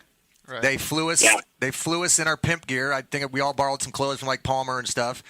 And we flew the jet to Vegas. Right. Got out of the jet. I remember all of got that. in a limo, went to the hotel, and then I was like us. And then the next morning was like showing us coming out. We think we wheeled Phil out in a luggage cart maybe. Really? We got in a helicopter, flew to the dunes. That's right. Budman went mysteriously missing. Bud was there for the party, but couldn't make it for a ride. Bud, where have you been all this time, Bud? You're always missing the good times. Good thing you just were so serious in your career. Shelley had a curfew on me. Yeah, that's what happens to get married at 20. had to be back home. So. Yeah, well, you're still happy married, so you did something right. She sent her brother to make sure that I made that flight. I remember that. Because I was not letting you on that flight. Yeah, basically had to drag you out of that hotel room, yeah. And then we rode in the dunes, and that was the first time I rode the dunes. You guys got helicoptered in there. I don't even remember this. I've seen the Krusties, but I do not It's remember on YouTube. That full clip is. Is it really? Denny, that was the first time you rode the dunes thing? You were killing it. I actually rode the dunes twice. The first time I think was for an SMP video, which Bud talked about, which I cartwheeled, carving turns.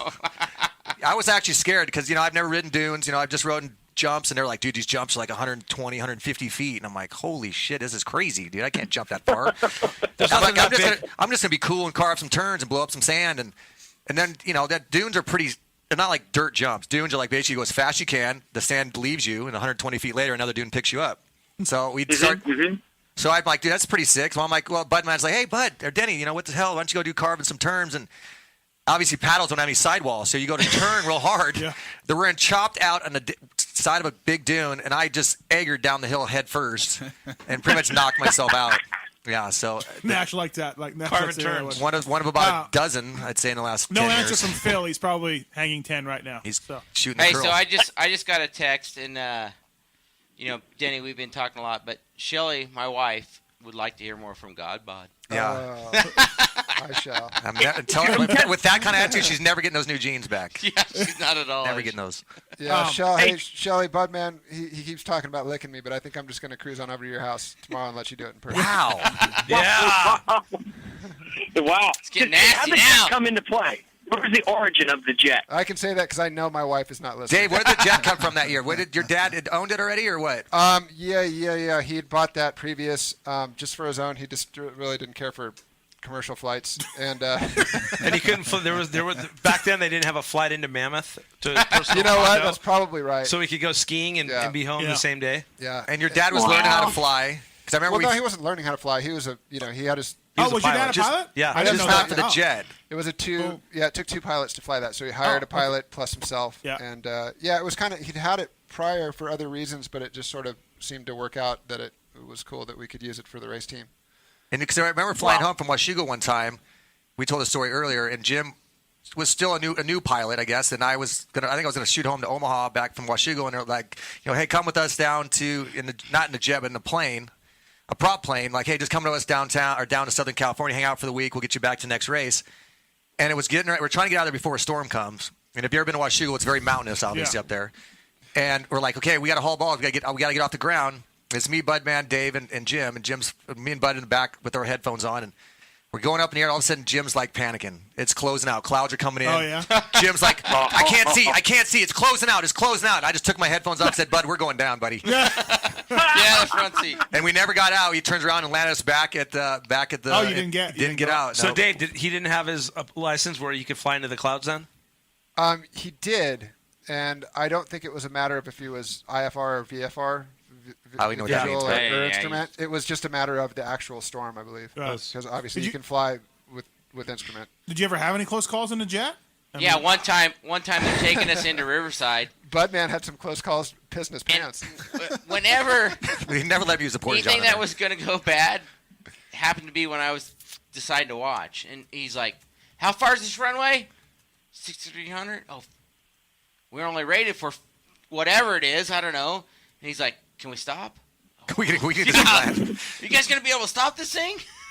And so it always worked out that way. Whenever I decided to jump up front and watch, the shit was going down.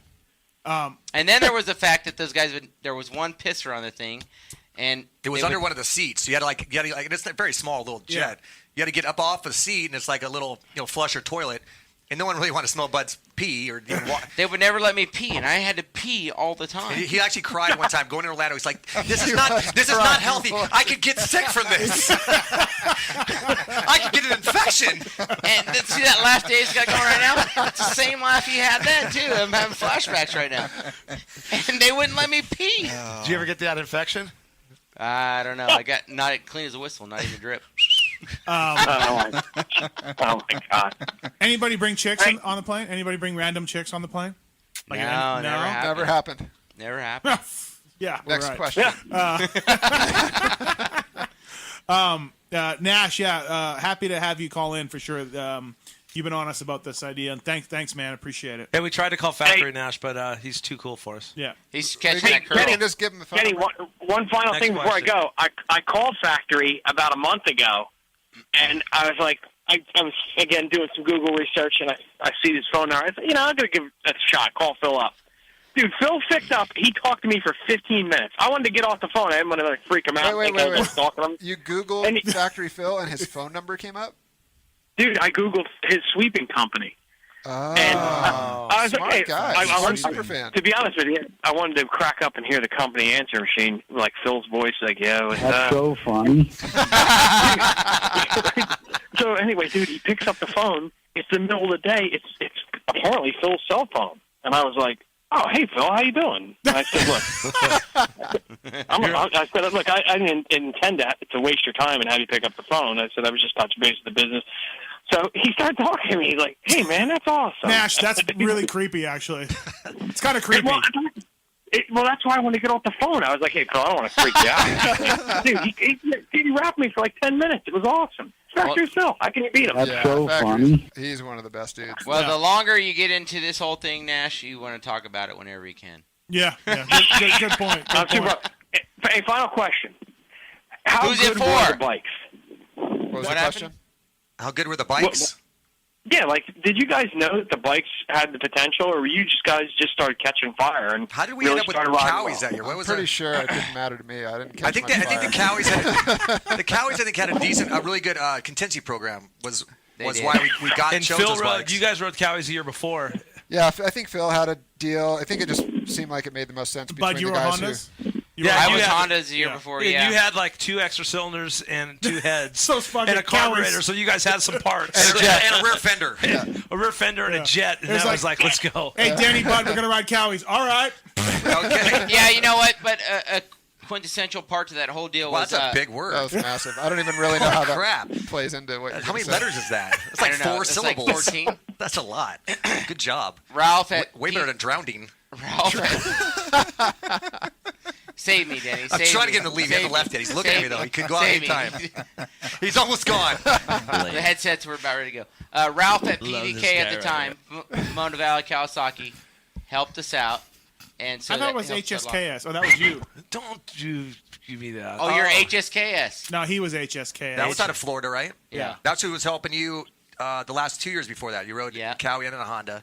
That's Jeff right. Lewis. I know they were great Jeff bikes. Lewis. Actually, to answer your question, they were literally stock motorcycles with a pipe and Really? Rossiter Enzo Stock suspension. bike? I mean, Mitch, I did. No, a pipe.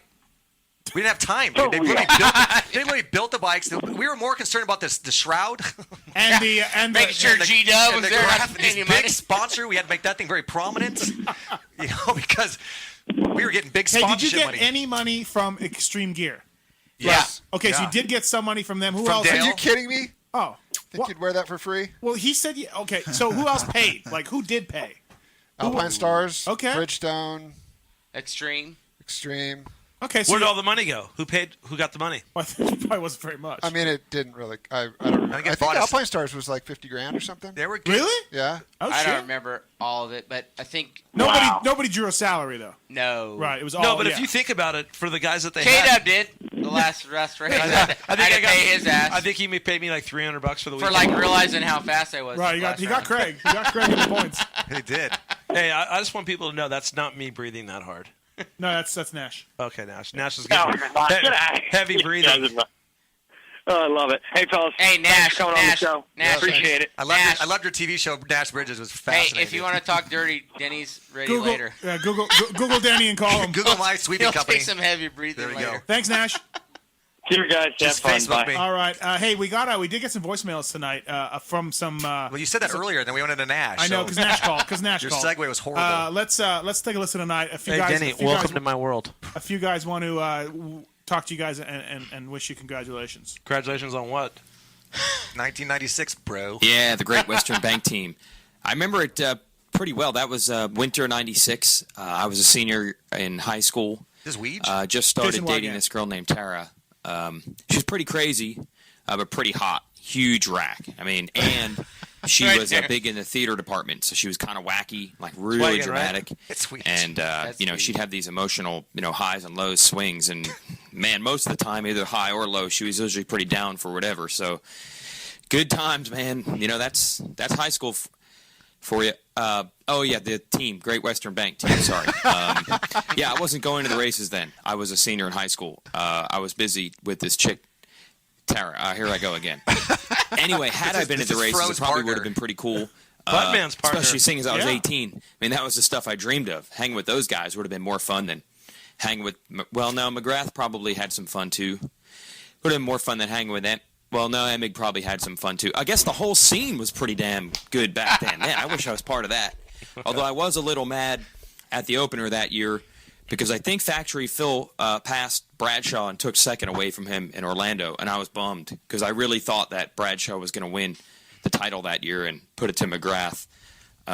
Instead, McGrath won just about every race.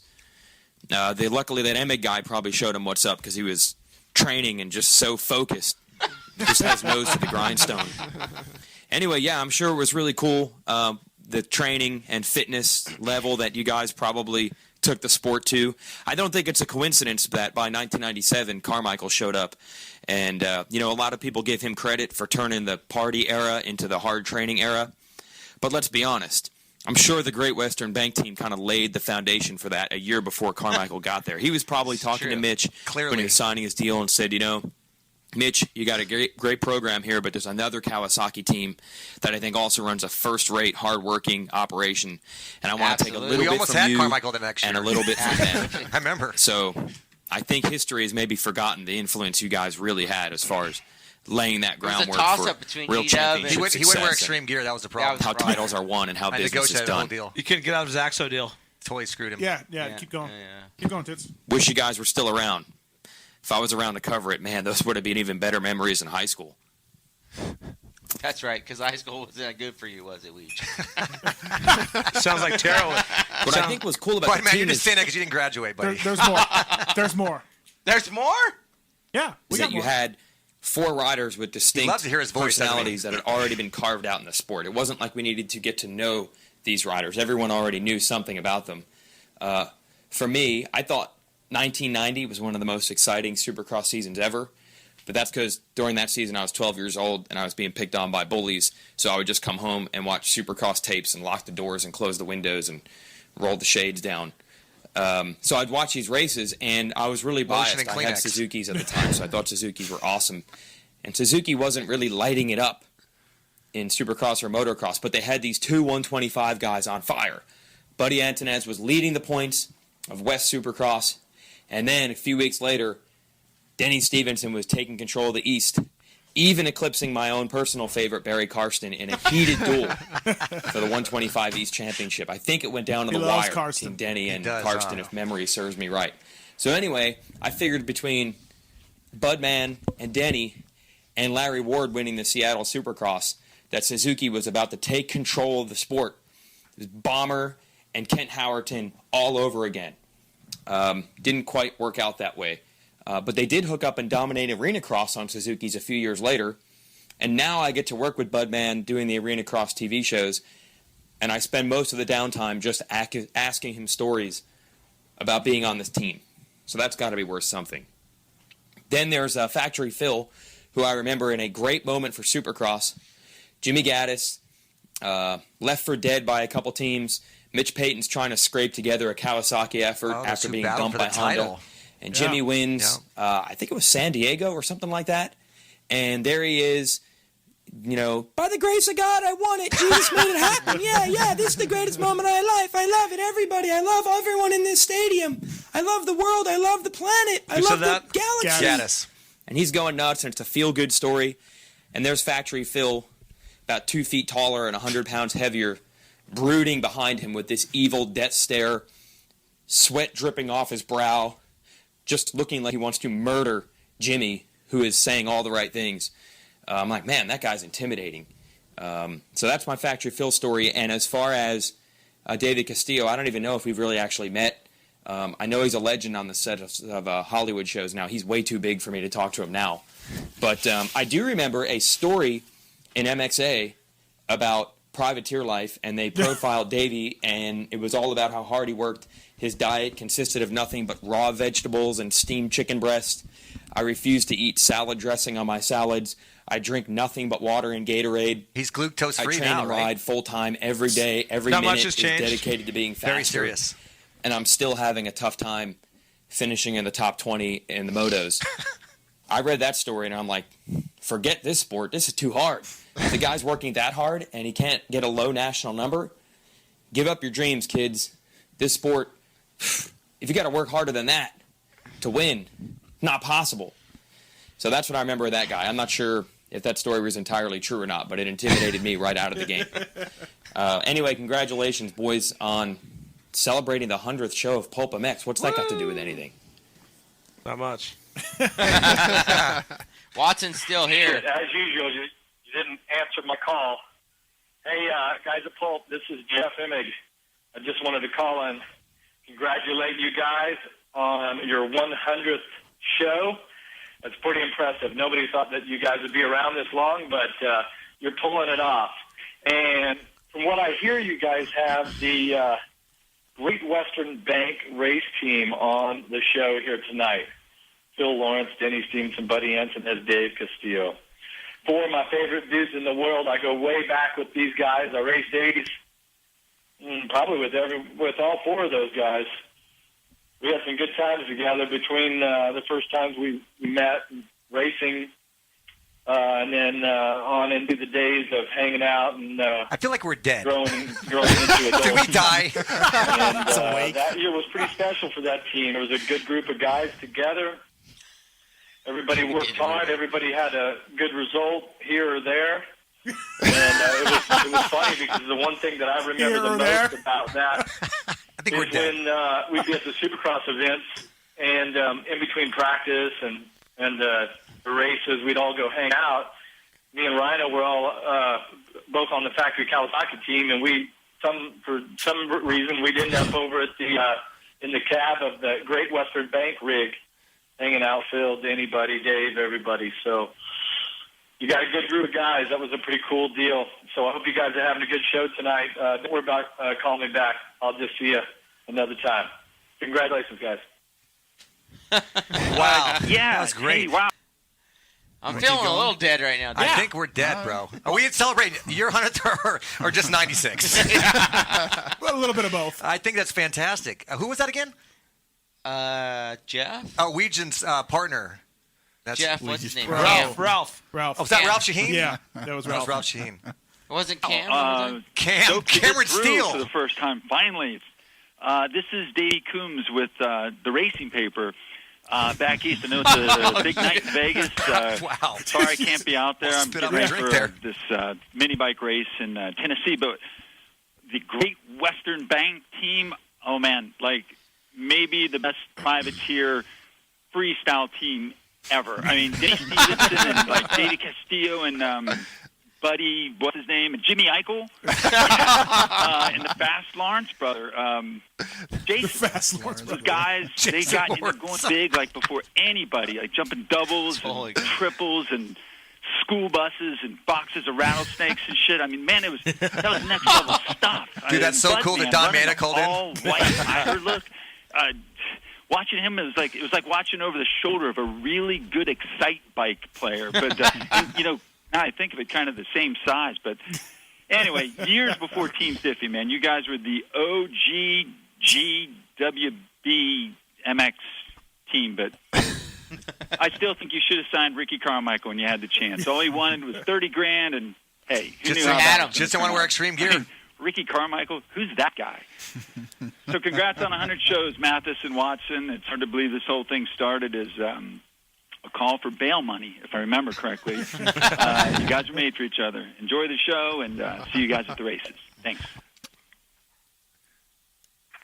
Hey, Mathis, it's Button. What's up, man? Hey, just calling to say congratulations on 100 shows.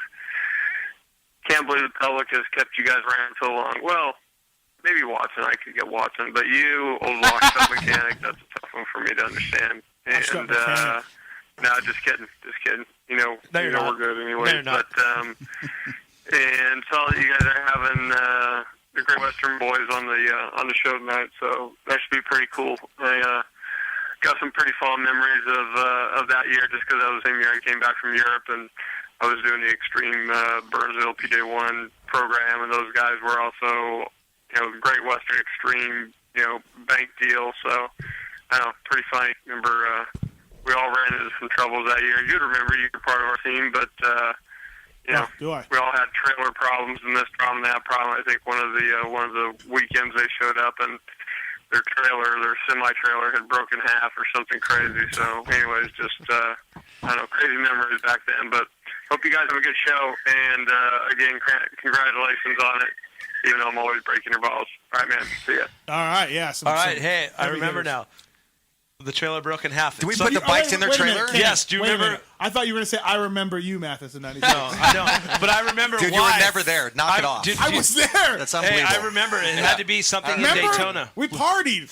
All of us. Hey, Denny, it had to be in Daytona. The blow? You were the one with the You're the one with the Adam's apple and the tits. He doubled. That was it, dude. You looked such good. You're a good-looking blonde. The hooker and the blow? That's the one Emmett went home with that one night. Oh, right. Yeah. Or Craig as well. You were the one in Mammoth. That's right. With the fist. God damn it. Corey Keeney. Corey Keeney, Kalos. Something happened to your guys' deal where you had to put your bikes in their trailer to take to Minnesota after Our Daytona. trailer. Yeah. Yes. That's why I was with you guys. I was with you guys, and that's when I rode in the trailer This is the story. from Daytona to Minneapolis in the back of the trailer in the middle of the winter. I wasn't there. With a bucket and a Playboy. Yep, and a flashlight. All the way. And he still hasn't seen it. Hey, 702-586-7857. Give us a call if you want to call in and talk to one of the esteemed members of the Great Western Bank team, or Kenny Watson himself, who just got back from Washougal. Welcome to the Nationals, Kenny. It's great having you there. Well, that was pretty cool, man. I mean, I'm a big fan of Josh Hill. I sponsored him when I was at Smith. He was an amateur kid and stuff, and the guy's been through hell and back. I mean, I would literally never attempt a backflip. It's the most backward-ass thing to try. Not backward-ass, it's just so intense. It's gnarly. I could never imagine. It's opposite what you do. Let's ask Godbot. He's like a stunt guy now. Dude. Would you backflip if they asked you, or does the price? How have much to be money would right? it take for you to backflip as Batman? He was Bane. Get it straight. Oh. Well, it doesn't matter what he was. He gets upset when I But say let's Batman. But my just point is decide that on the backflip. that's gnarly, dude. And the fact that Josh was trying those when he got hurt, and you guys, came out of the woodwork to help him, and then he's going to come out of the woodwork to do race a national. He took the semi up there. I'm just saying that's a pretty cool deal. Yeah, we were. Well, no, wait. Davey did not talk yet. Well, Shelly, AKA listen very carefully. Dave's going I'm trying to get now. my wife excited a little bit before I get home. You could get your wife excited if you stand outside the room tomorrow night when he's over at your house. Davey, what was the question? No Denny? shirt on. What would it take for you to backflip in front of my wife? Off the headboard. Off of the headboard. No motorcycle? Well, it doesn't whatever it takes. Either way. No motorcycle. It wouldn't take much. Shelly? Get him off his question, phone. Question from the chat room about Fresno Smooth. Any of you guys? I don't remember. I was in Fresno Smooth. You were in it? Yeah. You were in it? I played I it. was I was named in it, but I wasn't actually in it. But you were in the credits? No. They used my name. Oh. Tamika, I think, was talking about dating me. I thought that was the movie Supercross that you were in. I played a drunkard in a With barber a blow-up doll. in a barber chair and a blow-up doll. With the blow-up doll. And Jimmy Button That was classic. had stolen my wife, I think. Which, God take her. Classic. How was that experience? The blow-up doll, or Fresno Smooth. Well, because the blow-up doll, he's probably had a lot of. I remember that they were as organized as unorganized as hell, but they had a vision, man. Godbot will take his shirt off for you if you want. He'll put on that JT Right now? chest protector too, right? I have to take all this off. Life's tough, Bean. Sorry to interrupt. He's a very handsome man. I'm a boy crushing right now. I've got to look away. That's a really, Denny gave me that nickname. Oh, he did? Way Okay, back. yeah. Fro, Godbod. Yeah, but you gave me that nickname. Okay. Very That's handsome insane. man. I thought that it was, I thought it was that? Shelly the whole time. I No, can't believe it was Denny. Dennis. It was Dennis. It was like 95, 96. Right, and remember I'll be 40 this year. It slipped, I'm telling you, and it's really a lot of pressure to have that fucking name. Hey, that's why I At don't. 40 years old. I've let myself go. I don't want that pressure. You were originally, I'm out. You'll never be called Godbot. Right. Don't worry. Remember when Bradshaw won that race in Japan? He said, Rick Johnson looked at him and goes, now you have to live with that for the rest of your life. Yeah. You couldn't handle that pressure, clearly. No, I'm out. Dave is still working that angle. Dave's still doing it. Yeah. I'm not trying to. It's brought on by you guys. It is. Phone call. Reg? Yo. What's up? Regis Harrington. Oh, is this his back tattoo, Colleen? Is this just the Yeah, Godbot right on the bicep. When are you going to let that go, Dave? You're just not, I are will you? never let that go. I will hold on to that thing like a pair of antlers. As he does behind you. Right, ass antlers. You know who else has one? Button. What? Button's got one too. Maybe he got it removed. I thought he was in the front. No, maybe. he's got one. I'm pretty sure. What does he have? It says his name, so he's he knows got a who's lower behind back him. tattoo. Like Reg. He's got a tramp stamp. Nobody has a back tattoo like Reg. Mine's epic. Castillo makes sure that everybody knows about mine. Every actor he and doubles It's got knows me about more it. work than any amount of talent I have in the movie business, for sure. You know what? My friend Mark was telling me about that. You might know him, Mark Wahlberg. Yeah, he digs it. He was telling me something about you tried to throw a football to him or something. I didn't really pay attention when I was talking to him about it, though. Did Caleb just name drop? He's Yeah. dropping. I was just trying to make Yeah. sure. Yeah, Reach, how you been, bud? I'm good. Hey, Kata, what's your Vegas hotel you go to? Red Rock? Yep. I'll be there at the end of August for Mason and Clower's birthday. Oh, nice. I'll be throwing the tramp stamp around. So Tomcat. What's come Tomcat see me doing in my right now? cabana. He's getting ready for What? his birthday with. What's Tomcat? How come he wasn't doing Step Up this year? What happened? Because they didn't invite him in. He's doing his freestyle show. He's a freestyle. Him and Tilton. Oh, you're still doing TNT. Full tilt. TNT. Yep. Whoa. Full tilt. Hey, I didn't hear. Godbot, did you have a price? Did you name your price to backflip? I haven't named it. I mean, you know how it goes. I know. Oh, I just love playing the name your price. Let's get into that game. Oh, we played that before. We can get him on his phone. Here's What a would it picture. cost for you I to know get off nobody your else phone? can see this, but here's a picture of Reg, and Jeremy Renner showed up on set like that one day with that written on his back.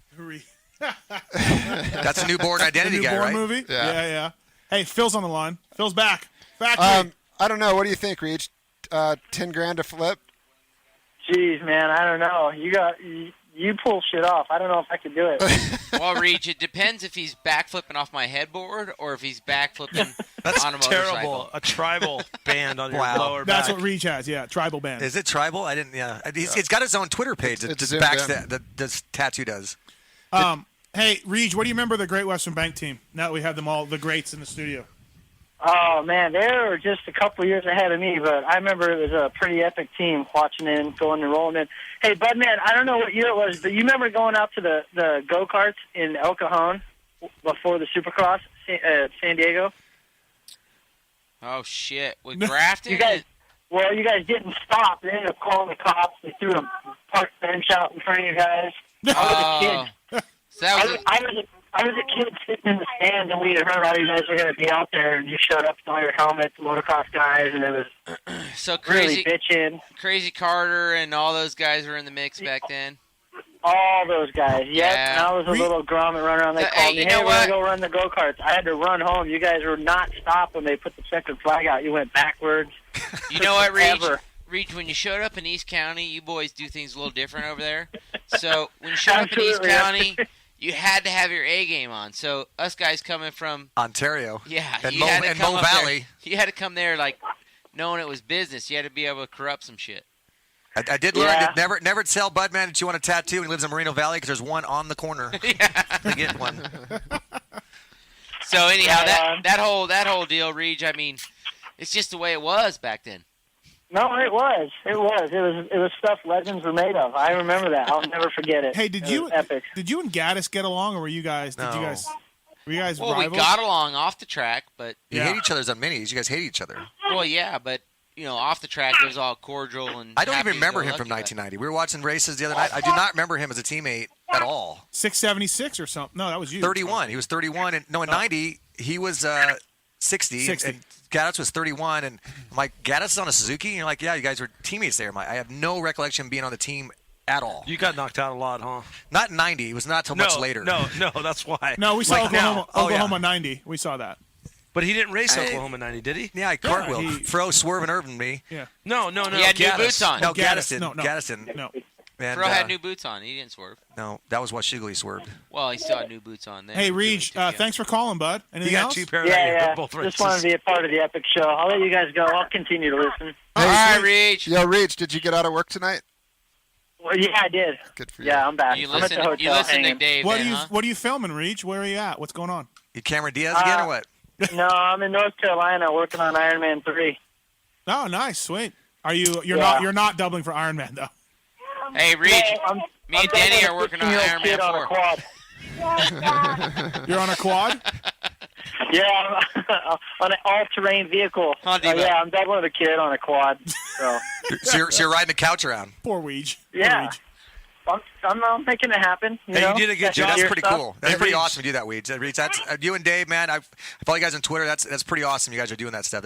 I couldn't imagine doing some stunts and killing yourself. Reed As has been older- my favorite movie of the year so far. And as older you get, He I played don't want too. to jump anything, dude. I want to hurt. I just want to just sit on my couch, work, and go home. Sit on my couch again. And Reed and Dave are out still doing death-defying things. I think that's pretty awesome. Hey, Reed, I got to look. I got to give a lot of credit to Emmers. He keeps me safe. I got these big, grand Nobody ideas knows of who stunts. Emmers is. I think I'm going to jump something huge, and then he'll walk in and be like, "Dude, we could do it way easier if you do it like this." And I'll be like, "You're Yeah, right." Emmers is a good dude. Dang it. He's a stunt Yeah. coordinator, right, Emmers? No, nobody knows who Emmers Watson is. just, Reed. he doesn't even know He's what's such a on. name. No, I have no ideas. But hey, what I do want to say is You you remember did I was with Mark and Mark? No, but I know a guy named Mark. Hey, I want to tell Reed that he did a great job feeling as Ted's stunt double as the bear. 'Cause have you guys seen Ted? That's Reed. Was that him fighting Mark? Yes. Yeah. That was him. Hey, Reach. The only thing Dave said on the way up is Reach is not afraid to put on a wig and go big. I'm not, because the check cashes at the end of the day. Oh, And, wig or not? Were you mean at work or the bar? Both. Clearly both. Thanks, Reed. Later, Yeah, buddy. have a good night, guys. See ya. Factory Phil's on the line. Hey, still. can I ask Phil a question? Yeah. Hey, Factory. Yes. Hey, do you remember I don't know when Nash called. Do you remember a random call from a super fan? When was that? I don't know. Oh, he asked about his cleaning business. Did somebody call you about a cleaning business and talk to you? Yep. Yep. Do you remember that? You were on the line just now, Right. but who was that guy? What's that? Do you know who that guy was? No. We just had him. He just called in. Nash is a regular listener? Yeah, okay. Oh, yeah. Well, I didn't know who he was. Sometimes He when I just talk said, to Phil, I don't know if I can remember yesterday, but He said you were Go a ahead. jerk to him, Phil. You said What's that you that? were totally rude to him. No, I wasn't, because I remember he called, left a message. No, he didn't leave a message. That was a different guy. Yeah, he called and I said, yep. You got to get it to fucking unloved. I told you I didn't know if you could remember yesterday. Phil just has fans calling him. Phil, we were going to, he's like, well, yeah, I went online and I researched it. I Googled it, and Dave's like, wait a minute. You Googled Factory Phil and you got his phone number? He goes, no, I called his lot sweeping business, and it was his cell phone, and he picked it up. How awesome is it that you can call these motocross heroes, though? I want to see him get a hold of Swink. Get a hold of Swink, Nash. Let's see how good you really are. And then after that, Eichel. Yeah. Oh, yeah. Anyone gets hold of Eichel, that's legendary. Good job with that one. Yeah, that was pretty funny, Factory. The guy. We got a question for Buddy on the phone here, all the way from Australia. That guy was cool. He wasn't tripping. He was fine. I'll talk to anybody. I don't care. O'Rourke. Hey guys, how are you? What's going on? Hey, thanks for calling the show. You got a question for Budman? I do. Like, long time before the GWB team, he was a mini bike hero. You know, we all used to watch him on those trick RMs back in the day. I'm just wondering which bike he had back in the mini bike days, which was just trick. Just was the best bike he rode. Oh gosh. Well, I remember doing all the testing for. The 1980 bike to 85 was the Bruce Bunch, Rick Hemme days. And then 86. Larry Brooks. Larry Brooks, Yep. yes. Larry Brooks was like, that guy was like the bomb to me, like growing up as a mini Really? bike guy. He was an animal on him. Yeah. Brooks was a badass? He's a badass, yeah. Yeah. So, 86, they wanted to change that whole bike. And I remember doing all the testing for the Japanese and, like, me doing my homework in between testing and, trying to talk to the Japanese guys. And they came out with this 86 bike. And then the guys from R&D, they, Dean Dickinson and Rudy Dickinson and Big Dean Dickinson, they did these things with these bikes that were like factory bikes to comparison to what, the guys are riding today. And my bikes were so superior. So my 87 R&D bike was probably the best, probably 1 year after they developed the new Yeah. new I bike. think they went to a K-Street engine around that time. Yeah, somewhere. and then the piggyback shock started to come out then, and I had the first one of anything that was coming out then. So, it was like not even, I don't know, like my 80 days were like great, but the bikes that are on were like, in comparison, it's like a factory bike to a privateer bike. I did a podcast with Davey Coombs, I don't know, a year ago. Fastest mini riders you've ever seen. I asked him a question. He said Eddie Hicks. He said Carmichael, Mouse McCoy. Buddy, or Stewart. He said I don't know who was fastest at that time. 80cc rider. Budman came in. His Budman's a couple years younger than I am, and me and Fro. And I think we were like the big mini kids at like Carlsbad. Remember when they used to have the Diamond Piece Sports shows at Carlsbad? I don't know what you're talking about. I'm from Canada, but I was in '96 hanging out with you. Well, guys. it's early. Yeah. You were there. I don't remember. You're a blonde with boobs, but we partied, dude. Totally, all of us. I remember. Dude, But Budman came out of nowhere. Budman was like 12 or 13 and decided to race like the mini expert class, and just came out of nowhere and just waxed all of us. And that was just like the big wake up call that the kid is here, man. And he did. And the kid could test the bike. Like he's talking about testing and stuff. That was something that, we're screwed around a lot, but, there's my friends who did their homework behind the scenes. Fro liked to party, but the guy was out training in the morning. Budman liked to party, but he's doing it. He knows how to make a motorcycle work. Yeah. And when I was his teammate at Suzuki in Arena Cross in 2000, I joined with him and Billy Whitley. I was pretty stoked. We were teammates in Honda. Tough, but I joined up team in 2000 and just started killing it. The bike was sick, dude. His bike was so good. Yeah. And him and I battled and stuff, and he beat me for the championship that year. The next year, I'm like, fuck it. I want to go do my own team. I want to go with somewhere else. My ego got in the way. I want to go do somewhere else. And I jumped on the Cowie team with St. Louis Power Sports, and the bike was garbage. I mean, not Mitch did a great job, but it just wasn't tested. It was like it was like, let's put all the bells and whistles. Let's make things great. I mean, Budman had put in so much work on this bike, and he had fine-tuned it for Arena Cross specifically. It turned on a dime. It stopped.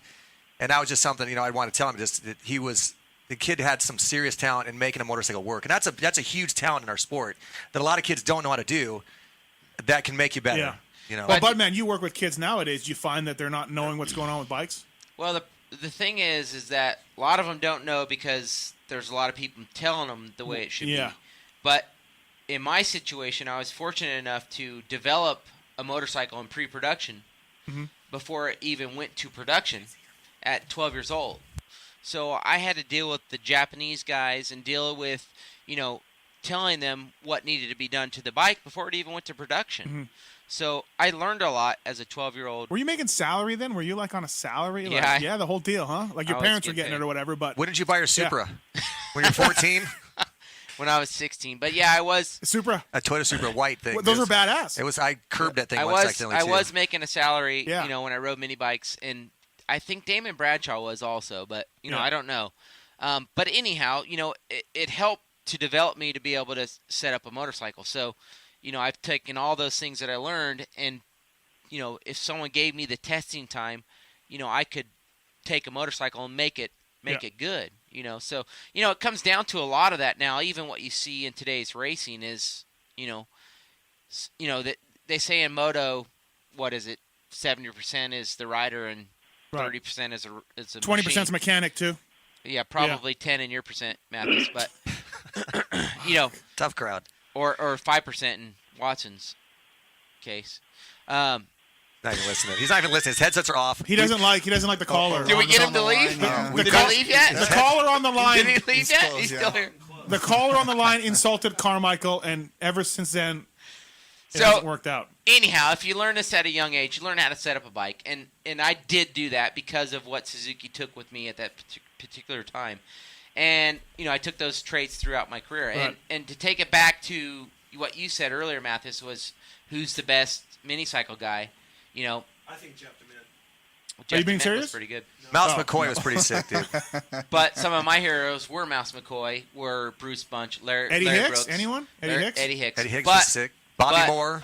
Bobby Moore could ride a wheels off anybody. They were not as bad as me and Ricky Carmichael. Those are the top Let's two. make this very clear. Budman does agree. He agrees with Davey Coombs. Hey, O'Rourke. Thank you so much, he says. O'Rourke, thanks for calling in, bud. Thanks, O'Rourke. No problem. If you can get Kenny so to glad leave you here guys in the put the next show 10 minutes. together. I really appreciate it. Yeah, man, thank you. It's cool. These guys came up from Vegas, and Denny flew in from wherever. Australia. Yeah, thanks. I might. Thanks, O'Rourke. Good day, And Kenny if Watson. Phil could share an Australian Supercross story if he's got time, that'd be awesome. He spent a lot of time out here. Who did?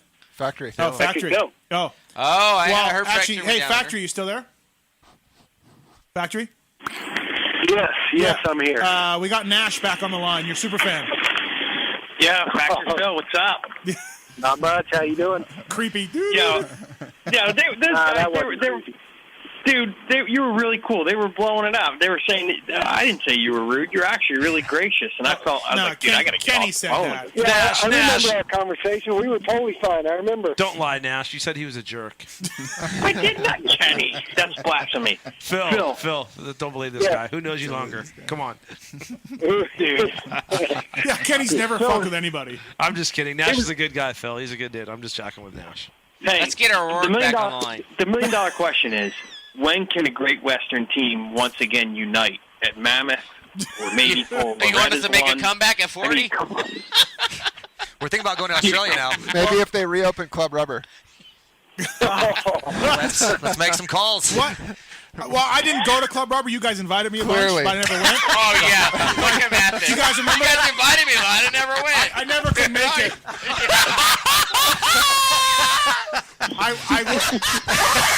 I could never make it, but what was that like? What was it? Was it? Wait, it was in Santa Ana, I believe, right? It was kind of a blur. Was it Orange County? It's where no one Crusty, wants to say anything. it's where Krusty had all their premieres at. Costa Mesa.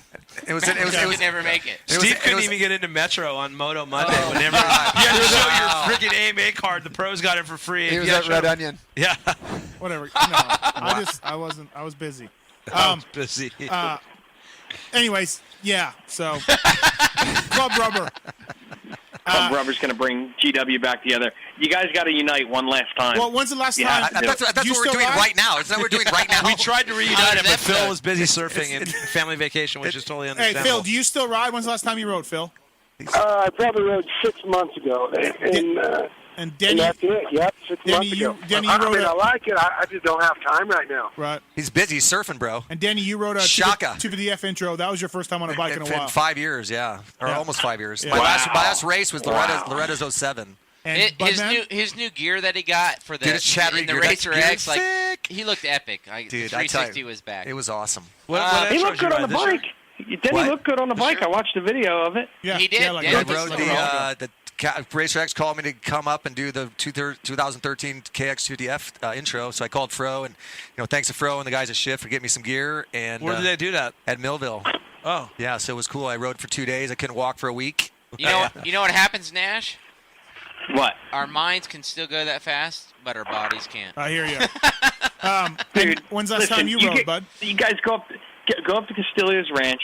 Yeah. Get a graphics guy to do some for a month. updated Great Western stuff, and somebody do some video footage. Well, hey, I got news for you, Nash. I'm not going to tell you what rider or what the deal is, but there's going to be some pictures coming out here in the next few months with some GW stuff on it, and we'll just leave it at that. I say, Davey, if we go lock down for 1 month, just training like you guys used to. Yeah. And can we bring Ross back up in the house? Yeah, you want me to train harder at 40 than I did at 20? I think Dude, we got a that's month. awesome. We can show up at Lake Elsinore and probably just bring the whole team back for Elsinore. Bud, you still ride? I haven't ridden April at Bryce Valley's ride day. Was the last day I rode. Yeah. Thanks to David Pingree and Racer X for giving me the Yamaha 450 And for that Pingree one. got him, the Racer X got him the Pingree bike. is very vital in our riding career lately. And Godbud, you ride quite a bit when you can. Well, look at him, for God's sake. A little bit here and there. But we haven't found out how much it's going to take for him to backflip. Yeah. Again, it depends. Now I've been riding a little bit. I ride before the Supercross, and then I ride before Day in the Dirt because there's 2 little races I do, and I try to keep the R pump away. So I try to ride a little bit. I'm his guy at Supercross. I'm going to fill his bike up. Oh, that was Phil. Oh, I hung up on Nash. I'm just going for Davey. I'm going to fill his bike up. You're going to wax his board? I'm going to make sure his hip flexors look good, stretched out. Make sure he locks his hips in place, too. Yeah, I'm going to make sure the hips are locked out. Dude, that's so funny. It is totally funny, Phil. Thank you. And it's on. We got a call on caller 2. Is this Groundhog? Yeah, it's a Groundhog. What's up, Groundhog? What's your question? Hey, Phil, how you doing? Phil got cut off by accident. All right. You want to take that to Denny? Phil drowned. Well, drowned dead, sorry. What I was calling is I had heard a rumor back in 1994 that Phil had an experience talking dirty with Jimmy Button's mom. Oh, my God. It's totally true. No, it's not. Phil's not on the line. I guarantee it's true. With Anita Button. Oh, that's great. Nice one, Dave. Wow, road to recovery. It's true. See, Shelley, Dave don't say much, but when he does, it's on. I guess it's true, caller. Yeah. All right. Well, maybe Phil can elaborate when he gets on the phone. Then Yeah, maybe we'll try to get Phil on, and I can we'll see. only imagine. We'll see what's happening. Yeah, try to get Phil back, and we'll see. So we'll ask him that. Thanks, bud. That's all right. Thanks. Are we due for a commercial break? Or something? We are right away after we take this call. Yeah, no, don't get him. Caller. We'll go to commercial. Welcome to the show, caller. Sorry, tits. Kenny. Yes, sir. What's up, dude? Blazer. Russ Wageman? Tony Blazer. Oh. Tony Blazer, yeah. How's it going, guys? You know Tony Blazer. Tony, man, Mr. YouTube, the greatest man on the earth who brings back all the archives. That's him. That's awesome, man. So you guys can remember how great you were. We've toyed. It's funny. Sometimes it builds up in our head better, and sometimes it actually does look pretty damn good. Right.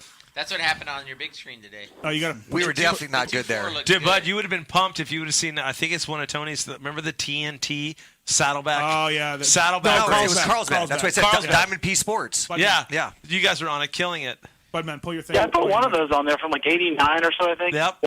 Yeah, those were good. That's when Fro hit the I bridge. had some more too, but I can't seem to find all of them. I had several of them from back in those days. One of them was got like Rex Staten on there going a 4-stroke or something, but it's hard to find all those darn tapes. Mike Healy on a Kajiva. Those Kajivas were the best sounding thing ever. Yeah. Those things, you rev those things. Oh my God! The I things still they never remember rev those them. things. They never rev them. Dubach. I don't know. Those things just Healy and who else was on that thing? But they rev those things. It just sounded unbelievable. Still remember The Doctor rode one? Doctor rode him. Before we got on the Yamaha. Thanks, Tony, for calling in, man. I appreciate all those videos and stuff and all the work you do. Congratulate you guys on 100th show, and thanks for the great show tonight. Hey, thanks for that picture you posted for the 97 weapon. Oh yeah. What was I got a bunch of guys asking if that was that the big bore one or no. A bunch of guys were asking. Is that what you call your penis? The 90s weapon. Watson's infamous story of weapon. Watson's infamous story of running a 167 late in the Nationals. Like Barry Clarkson, right? Was that Big Bear? Big Boar Barry. Big Boar Barry. What about the Gold Flake too? That was another Watson. The Goldfish? Gold Flake RM 125 with the Motor Triple X. I remember that. Yeah. Innovators, dude. I was just getting ready to Twitter some pictures of you guys' team there. I got a bunch of them there. I'll put them up if anyone wants to check them out. So yeah, put some Great Western stuff up. Send it to the website. We'll post it.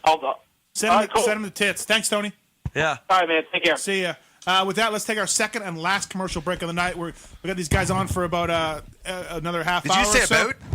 Maybe. About. Stop taking. Round and about. Round and about. Coming around. Hey. Big Ben. We're not going to fight, but we'll Big round Ben. around. Parliament. Hey.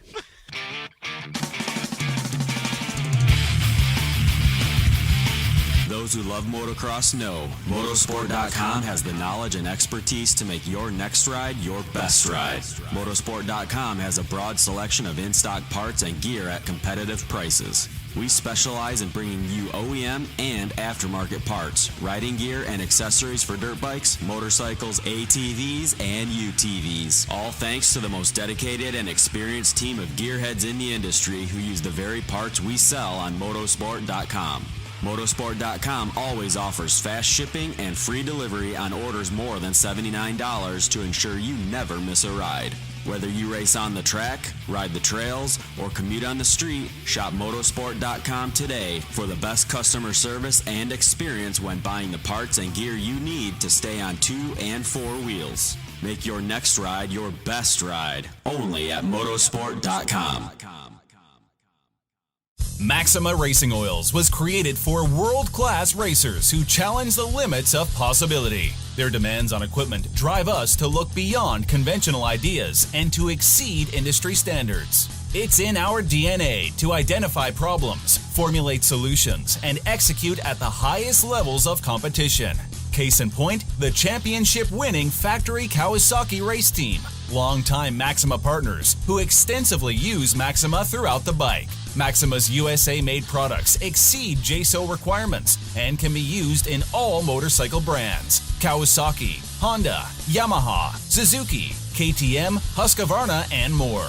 Maxima Racing Oils. Experience the difference. Visit MaximaUSA.com for more information.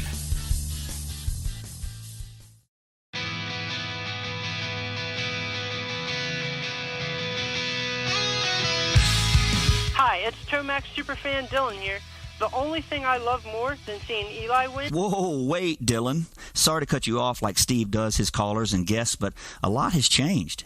Similar to your favorite rider being on a new team, the new Michelin Starcross 6 tire range provides significantly improved performance and durability. Designed to win. The new Michelin Starcross 6 tire range offers up to 16% more traction when new and up to 19% more traction when worn in comparison to the previous generation. This means consumers will not only benefit from improved performance on their first few rides, but that this performance increase will continue throughout the extended life of the tire. Michelin is a legendary innovator in motorcycle tire technology, and thanks to Michelin silica technology, the Michelin Starcross 6 tire range provides up to 11% more durability than the previous generation. This means consumers will enjoy the significantly improved performance throughout the increased life of the tire. Take it from me, as I too have to buy my own tires, this added value is great news. The new Michelin Starcross 6 tire range is available in 6 versions, specifically sand, mud, medium soft, medium hard, and hard versions, with the naming designation corresponding to the type of terrains and conditions where the tires were designed to win. Another innovation is the Michelin adaptive design, with specific positioning of the tread blocks in 3 zones: central, intermediate, and lateral zones, with the single goal to offer exceptional grip for the front tire and exceptional grip, traction, and longevity for the rear. To learn more about the new Michelin Starcross 6 tire line and all the quality products that Michelin offers for motorcycle segments that Steve cares nothing about, visit michelinman.com/motorcycle. And then visit your local dealer or online retailer to choose Michelin product to maximize your riding experiences. Also, make sure to follow at Michelin Motorcycle on Instagram and Facebook.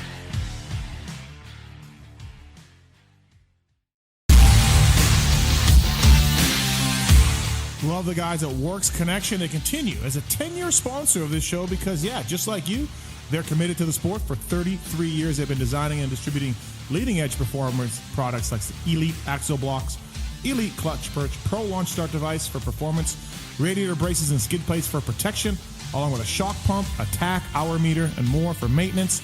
Works Connection, great guys up there in NorCal, and super cool company. We're stoked to be associated with them. When you take a look around the AMA pitch, you'll see Works Connection proving ground for products under the canopies of Team Honda, HRC, Star Racing, and other top teams. And the best part of this whole deal is if you use the code PulpMX20, you get 20% off your order. Visit your local dealer, check out motorsport.com, and ask them to see the Works Connection product line for 2022. Great company, great products. Check it out. Thanks to Works Connection for coming on the show. PulpMX20, the code to save.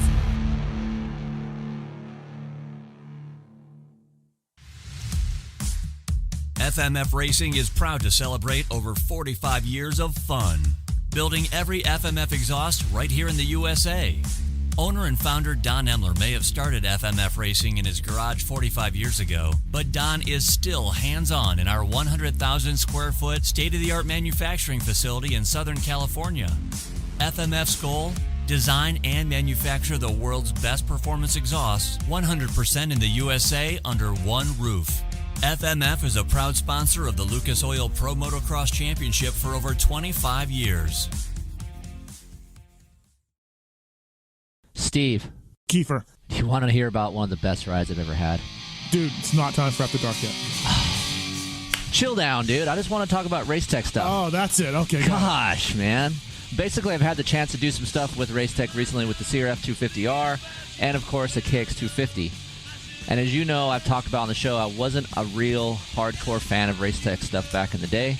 But since Rob and Andrew and those guys have assembled at race tech, the stuff has been great. So for you guys out there listening, if you guys are looking to get your engine work done or even some suspension work, or as Steven says on the show sometimes, get your seals and your oil rebuilt bushings in your fork and shock. Get it rebuilt. It helps. 15 to 20 hours. Head over to racetech.com. Check out. They even got a cool little simulator. You can look at what size spring rate you might need for your bike. So a lot of cool features over there on the website. But and as you know, Yamaha Blue Crew guy over here, you guys have some of that on your bike? It's fantastic. Zombie Blows uses it. Jerry Robin uses it. Starling, all of those guys over there. Malcolm Stewart won a Supercross with Race Tech stuff a few years ago. Pulp19 is the code to save. Mention PulpMX when you call. You can save on the service. You can save on motor work. You can save on springs if you just want to do that and get it put in yourself or do it yourself. Race Tech is the one-stop shopping for motor and suspension work. You can also mention the code HOMELIFE2020. That's better. That's a better code, I think. We'll do either one. Just listen, people. Give your bike some love. Get your suspension modified service. Get your motor modified serviced with the folks at Race Tech. Good people. With 80 years of experience manufacturing power sports pistons right here in the USA, Wiseco has evolved into a full range of performance components for dirt bikes and other power sports machines. Whether you ride a two-stroke or a four-stroke, Wiseco has a variety of pistons, from reliable forged replacements to the performance-focused Racer Elite series. Wiseco has recently expanded our Racer Elite line with SX and MX proven USA-made connecting rods. Now adding to the Garage Buddy rebuild kits, clutch and valve train components, and our CV4 thermal protection line, this makes Wiseco your single-stop performance name. Visit your favorite online or local dealer or wiseco.com to find products for your machine. For over 30 years, DecalWorks has led the industry in quality and customer service by offering the best custom motocross graphics, plastics, seat covers, and rider ID products. DecalWorks is officially licensed with Honda, Kawasaki, Yamaha, Suzuki, KTM, Husqvarna, and Gas. Their expert staff will go above and beyond to make sure your questions are answered. DecalWorks is a proud sponsor of Red Bull KTM Factory Racing and the Rockstar Energy Husqvarna Factory Off-Road Team. Visit decalmx.com and be sure to use promo code PULPMX at checkout. Quality, service, and knowledge is what makes DecalWorks stand out. DecalWorks, #1 for many reasons.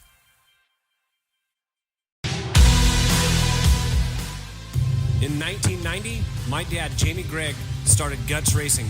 Guts stands for Gregg's Ultra Trick Seats, because I was just a little kid that wanted a trick seat. And if you're out there looking for a trick seat, go to gutsracing.com, your local dealer, or Motosport and place your order. Support the people that support Pulp MX. You can use Pulp 2022 for 20% off at gutsracing.com.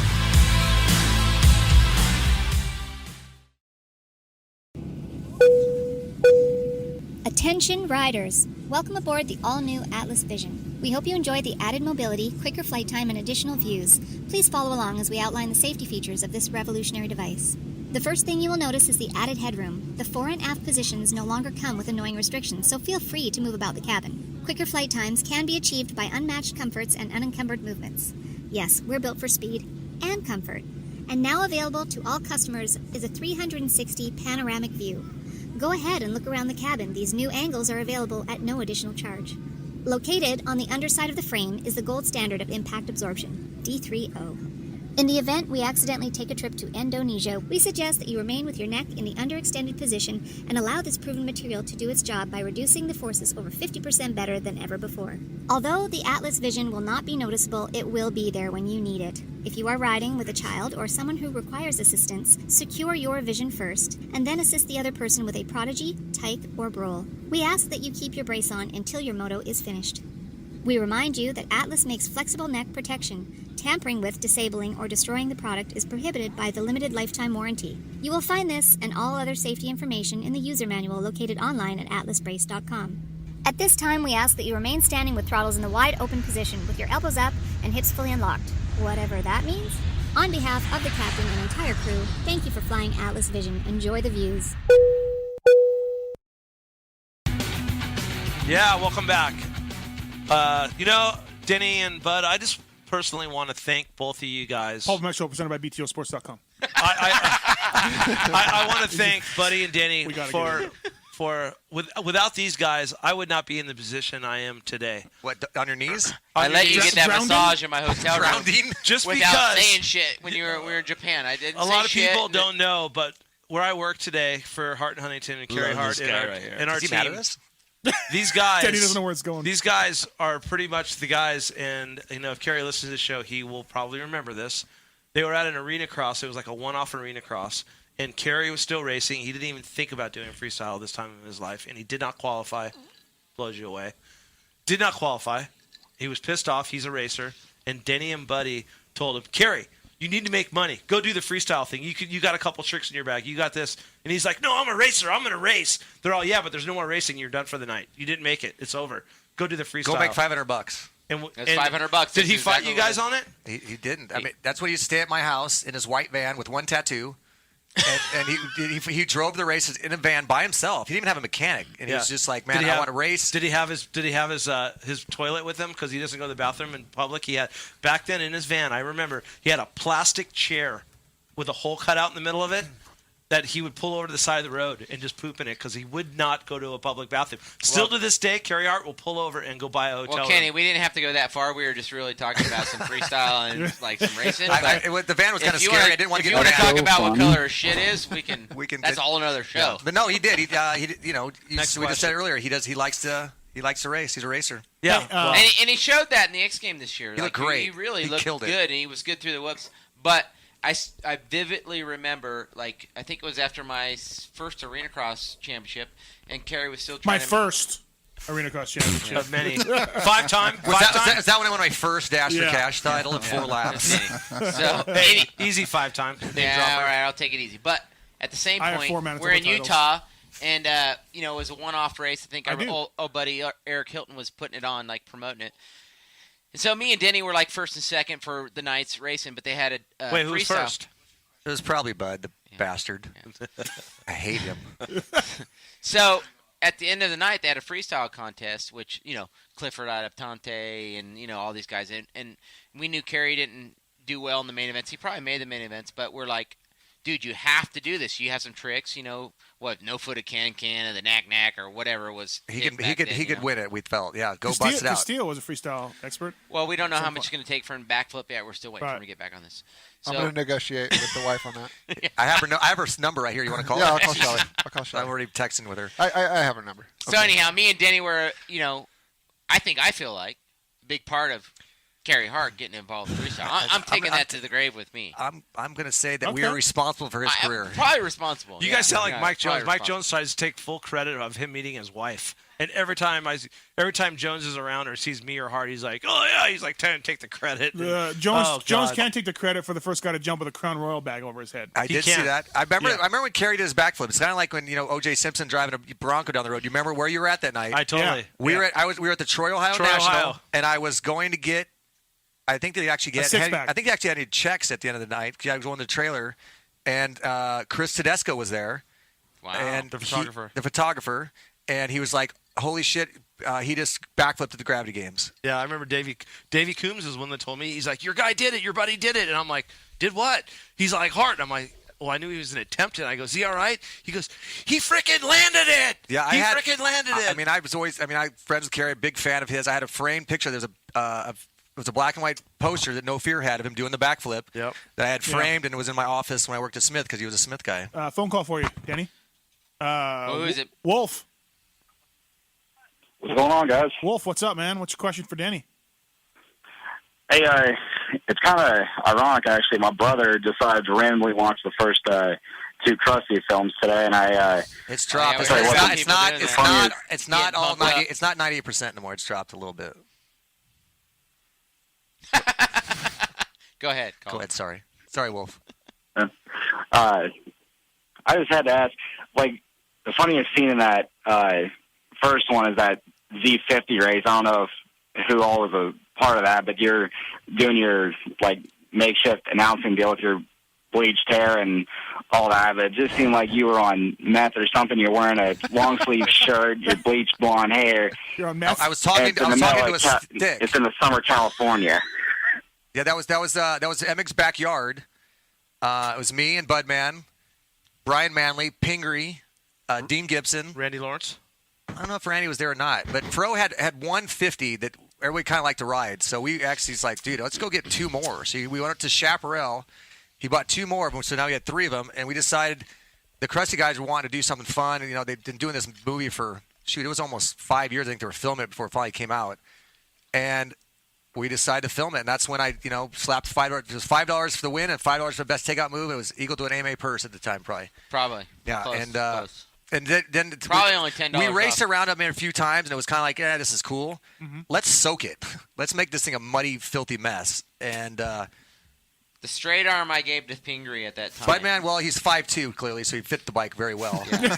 I had a low CG. Yeah, and so that's where it kind of I think we like to kiddingly take credit for pit bike racing, but I think it was what made Krusty kind of a pretty one of the best movies, just that kind of whole drunken debacle. Yeah, and Pingree tried cutting the track at that time, and I seen him to the left, and I gave him the Heisman. He pushed him down, and he went straight down. Thanks, Wolf. And Denny came in with that stiff arm is the funniest thing in the whole movie. Yeah, if you would have, they cut tape after that, but Pingree probably chased me around for 30 minutes, pissed off, and Denny had the stick in his hand the whole time trying to get the. And I was announcing. I was calling the whole thing. That led to my announcing career. That's kind of the beginning of it all. It was. You and who was in the booth? Well, Cameron. No, I did it with Ralph in 06. I started kind of with Cameron, a little bit with Todd Harris, and I did some arena cross early with Robbie Floyd. Fast Feet, amazing man. And but I started my first arena announcing kind of gig was Lawrence Lewis. That's when I decided to start organizing and making freestyle a competition. Mm-hmm. And I'd done a bunch. I was obviously kind of a big mouth talker, and Lou was like, "Dude, we want you to announce some of our live events." And I think one of the first ones I did was at Havasu. When Pastrana got broke off, remember? Yeah, Michelle and my ex-wife and I were literally pulling up to practice when I hear, and it's Pastrana. I was there in the stadium. I was there too. And he was trying to jump something, and he landed came and short. He just fell over. He separated his spinal cord from his pelvis. Yeah. It was just, it was so gnarly. I mean, they didn't know if he was going to live. It was huge windy. It was massively windy. Dude, he was totally under. We pulled up. I opened my car door up to hear that sound, and then, because that's when he landed, and. That's not good. It was not good. Thanks, Wolf. Yeah. So. Hey, if you guys got a second, you guys are talking about Jones and his wife. I got a funny story involving his wife, my mom, and Mitch Payton. Wow. This ought to be good. Do we want to hear this? Do we want to hear this? Of course we do. Keep the edit And button Denny's closed. not involved? Wait, Phil. Yeah, where's Factory? Is Phil involved? Or Denny, Factory or Denny's Where's not in the Button's mix? Button's mom and Phil, are they part of this? Go ahead. Is Go ahead, Shelly, involved in this? Yo! Go ahead, Wolf. Shelly, All right right. there. Hey, No, we'll keep my Paige out mom, of it, too. my mom and Joan's wife and my dad and Mike all knew each other. My dad Jones raced a bunch of my dad's arena crosses back in the 80s and the 90s. Are you the wolf that ran arena crosses, the family that ran all those East Coast ones? Right. I've heard of you for sure. Is it like Pulp Fiction, the Wolf? He's not the cleaner, but yeah, I've heard of him. Yeah, but Davey No, Coombs, I'm not that hardcore. Davey No. Coombs would know who he was for sure. Dickie But Ballora yeah, raced those. that's my family, yeah. Right, go on But, with the story. Let's hear this. My mom and Joan's wife went out to a dealer show. Chris invited my mom out with her. Well, at the after party, Peyton was there, and I think it was right around the time he was starting the Peak Antifreeze team. It might have been a couple years after that. Well, I don't know if my mom really knew who he was, but all she knew is that he was drunk and he was pissing her off, so she grabbed his wheelchair and just spun him around. I don't know if you're really allowed to do that to Mitch Payton or not, but that's... No, man. Actually, guys would wheel him and throw him into the wall and stuff. Yeah. Dude, I remember when Bud didn't get hired after the 92 season by Mitch. He did the exact same thing. Hey, I remember. Hey, do you guys remember Right back into in the a day when Mitch and Dave Huffman used to go at it? Damon Huffman's dad. Yeah, I know Dave. Were they sharing blunts together, or were they? No. rolling into walls? Dave would smoke and go. Then Mitch, I remember Mitch used to be so mad he would just literally say, "I will fight him." Come on, Mitch. Thanks, Wolf. Thanks, Wolf. Oh, wow. Good Thanks, story. guys. Congrats on the 100th show, and keep looking forward to hearing more of them. Thank you, man. Castillo to the Appreciate left it. of us. Let me see that. Hey, what was I want to find? This is one of the questions that I have on here. And obviously, Fro was you guys were buddies with Fro, but how was McGrath back then? I mean, they were huge. Were you guys buddies with him, or was it a case of you guys were Fro's guys and MC was MC? I mean, they were rivals and Crips and Bloods. It tried to have that feeling. Honestly, it did. But from my standpoint, I don't know about Davies or Denny's, but yeah, I was friends with both of them. You know what I mean? Uh-huh. So, obviously, I did more things with Jeff just because, Jeff was more prominent with our group. But it didn't mean that, wasn't it like you had to be on one side or the other? Or well, it never went that way for me, but it had that feeling at one point. But I never did that because I still don't do that with any of my friends. Yeah. It's like if I'm your friend, and I don't care who you hang out with, I'm going to treat you the same way either way. Right. But I did more things with Fro, but if I hung out with they Jeremy... didn't like each other. I know, but I'm saying if I did... And how was that with you? If I did things with Jeremy, I did it the same way I did with Fro. Right. I had as much fun with him. And I got along with Jeremy, and Lou and those guys, his buddies at the river and at. How was it when you were doing on the canal at the river? Like you're going in. But it would always be always separate. I was Fro had his his group of people, and we'd hang out, and MC had his group of people, and everybody hung out together still. Everybody'd be whether it be Fro's boat and MC's boat of people, and everybody kind of end up hanging out together, or Fro's limo down to Club Rubber, or MC's limo down to Club Rubber. Everybody's hanging out. And it was two guys in the corner. They wouldn't talk, but everybody else would hang out. Yeah, we mingle up between them. So it really didn't matter between us. We knew there was something there. Yeah. But for us, I think Denny and Davey, Godboss. I didn't really. How was it for you? I didn't really give a shit what was going on between them. I like Fro and I like Jeremy, right. And Terrible. It was about. I think for Denny, it was about who was throwing the better party. Let's be honest. I'm in town. I'm going to stay where I'm going to stay. It sucks about MC's training accident in '97 with his ankle. Terrible to hear about that in the magazines. Smashed glass, I guess. I wasn't at that trip, but and Castillo, you were. Yep. I'm guessing you were cool with both. Yeah, super neutral. They both wore braces. I don't remember them. Cool. I mean, I remember instances where they didn't like each other, but it seemed like you were saying at the river. Everybody got along. They would hang out. Well, I'm not trying to throw Dave under the bus or nothing, but but let's go. Let's talk about it. Dave dated Fro's sister for a long time. I did not know that. Well, now you do know. I forgot that. Can we get Ping on the line for the Phil sister? Oh, young Paige. Yes, young Paige. Used to clean filters for her brother. She did that when I first met quite Jeff. A long time ago. Jeff was sister cleaned his filters. The first time I met Jeff was at Agency, Missouri. in St. Joe, Missouri. They actually had a national back in the day, and I was down there racing with my dad. He was down there with his dad. I think we were probably I was riding the first year CR had an 80, which must have been maybe 1979 or something. And Gary was like telling my dad, you know what, we tried those Hondas, they were shit, so we're gonna run Yamahas. And we're like, we don't even know who the fuck you are, bud. But Jeff was fast, his brother was fast, and I remember Paige was younger than all of us, running around the little sister, cleaning filters for him and everything. And that's the story Jeff and I always tell. It's kind of our joke is that as we grew up, we'd always meet down south. We'd go down south where it was warmer, and we'd race mini bikes, and we'd ride 3 classes: stock, mod, 105.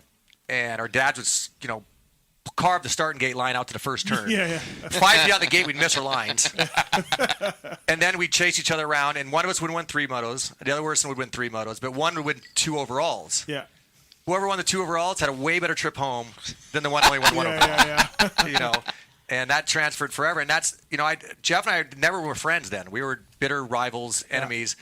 And I become best friends with Bud, man. They become best friends. I'm like, shit, dude, it's kind of silly that we're not friends. Right. I respect you, you respect me. Let's become friends. And so we start hanging out. I'd love to. I didn't know the Paige Emig thing, but we've had Pingree on a ton, and there's the Shelley Lawrence and the Phil and the Ping.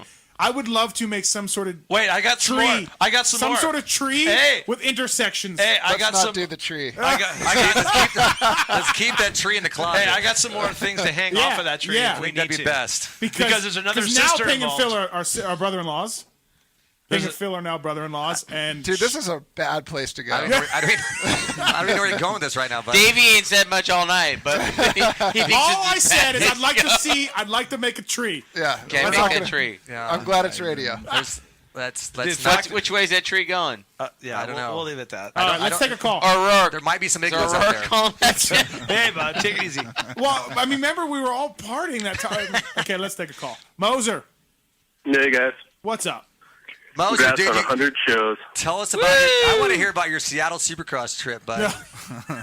No, I don't. I've got some photos. That's probably the best explanation because I don't remember much. I like the fact that you're probably one of the rowdiest fans I've ever heard of, and yet your favorite rider is probably one of the most mellowest riders of all time. Yeah, good point. Yeah, Andrew Short's his favorite rider. Hey, Mose. And he got drunk at a Seattle Supercross Did you and passed out while he Stop. was winning the race. It's Moses' birthday. Oh, it is? Happy birthday, Mose! Happy birthday, Moser. Happy birthday, It's Milkman. your birthday. Did you ask Shorty to shave if he shaved his balls this weekend? Sure. No. I didn't ask him that. He asked if I shaved mine. Oh, of course, yeah. All right. Well, let's be honest. It's That's kind of 29 years old today. It's my shorty birthday. Oh, look at you. That's cute. I wore his gear most of the day. He actually did wear his gear at the office. That's pretty awesome. Yeah. Did he really? That's awesome. If Short shaved his balls and gave his hair to Mosier, he would super glue it to his face. He make a little. My Just mustache, like my the mustache movie. does come in thin. That could help out. Just like the movie Jackass, when Yeah, they did that, Mosier yeah. would do that on a freaking whim. Hey, Mose, you got a question or comment? Or Yeah, well, just wanted to say congrats, and this bench racing session has been pretty epic. It's going to be hard to beat. The only question I could come up with was, if Godbot ever left anyone behind, like it pissed him off, and he was like, "Hey, Never. find your own ride. I'm not gonna, no jet ride home for you." No, but you Never. know what? My tip or anything? Hey, but you know what? Your freaking buddy, the host of this show, has left Godbod's motorcycle behind and said, "No, I'm not taking Dave Castillo. I don't give a shit who they give rides on jets. I am not taking it in my box van. F you. Leave it. If you give it to me, I will light it on fire." And he goes, "I will leave it on the side of the road. I Right. will not take that Right. motorcycle. I don't care who he is." I did say that, But this is the did say guy. that. But this is the guy that got in his truck and drove 4 hours to come up here, and is driving 4 hours home tonight to come do this guy's 100th anniversary show. Hey, but here's all I can say. 100th anniversary show. If you're down with Godbot and Jim Castillo, those two Castillos, Your money. They're good people. You will not ever be left behind, and they will always take care of you. Whether or not they're going to crash into a mountain or not, they're You're got going your to be in back. the fucking plane. They'll take you. They're going to take it. Denny, let's get on this thing before the But- clouds curls out, buddy. But they will take you down with them. But you do have to respect the fact that they're going to look great at like 40 and 50. They're pretty. Yeah. Good genes in that Castillo family. I mean Castillo. Yeah. Castillo. Those Yeah. Castillos are good-looking men. There's a whole lot of Spanish going on. There's no chance that they're drowning today. All right, Moser, we got to move this along. But Hey, happy anything birthday, else? Moser. Let's be quintessential. All right, thanks, guys. Hey, happy birthday, buddy. Yeah, happy birthday. Hey, thanks, guys. Happy birthday. X-Brand Goggle Tear-Off segment. Let's do it. It's the X-Brand Tear-Off segment. 15-second rapid-fire Q&A. 3 questions, 3 guys in the studio. You got 15 seconds to answer, so it's quick as you can. X-Brand Goggle Tear-Off segment, sponsored by X-Brand. Oakley. Rich Taylor. Type in the code Look On More, which is Kenny's Wait, hey, hold on. Match.com profile. Hey, let me ask. Can O'Rourke call in for this? No. Hey, That is Steve, his program, anyways. real quick before you get into this. Wink Martindale? The new Racer X. Yeah. Did you write that story with Rich? No. Whoever took that picture is a terrible picture of Rich. I think Rich took it himself. It doesn't even look like Rich Taylor. Okay. Mathis. Yeah. That picture of the dogger behind you, classic. Yeah. Love Signed it to me. Love to it. me. Love Love it. Have you guys noticed there's no pictures of any of you up in here?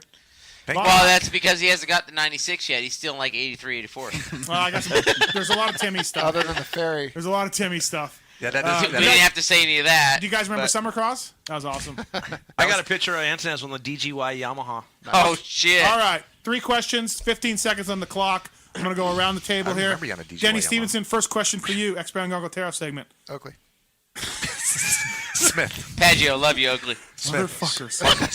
Mark Ferris. Smith Optics. First Thanks, question. Mark, for the opportunity. Out of the 4, Paggio. the 4 of you guys on the team, who pulled the most chicks in 1996? Well, I'm going to have to go with myself. Yeah. Modest. I love it. 6.8 seconds. Well, consider Buddy has been married since Budman's been married. Well, I just said 1990 or something. Whenever he got married at like 15. Budman, question for you. was 12. The rider that you wished, besides the 3 other guys that you were teammates with, the rider you wished you would have had on the team. Oh, shit. How many seconds I got? 15. How many have I left? 5. 2. Kenny sometimes takes 30, so don't worry about it. Give us a name. Who would have fit in perfectly? Damon Bradshaw. Come on. Oh my God. Right in there. That's silly talk right there. That's silly talk. That's just silly talk. I love the guy, but he's just crazy. He did not fit your team. No. he He's did right not. in there. What are you talking about? He's too angry. The Huckabucks would have got him. Did any of you guys know Bradshaw or hang out with him, or was he? No. I rode mini bikes when he was 8. Yeah. And then we shot water balloons at a semi one time at the Mini Olympics, and then he never talked to me again. And he must have wore your braces. Though. I So you just would have love to that deal guy with it a because he little was bit, or- crazy. Dude, he's awesome. He's one of the best riders of all time. He was crazy. Yeah. And I thought that he could have, like, he drank if beers Damon, with us and whiskey. If Damon could have embraced in arena cross. If Damon could have embraced our party, he would have been fun. The son of a bitch can drink whiskey like water. Hey, I'm going to tell you guys this. When we got the award this year for the Innovation Award, Bradshaw gave it to me.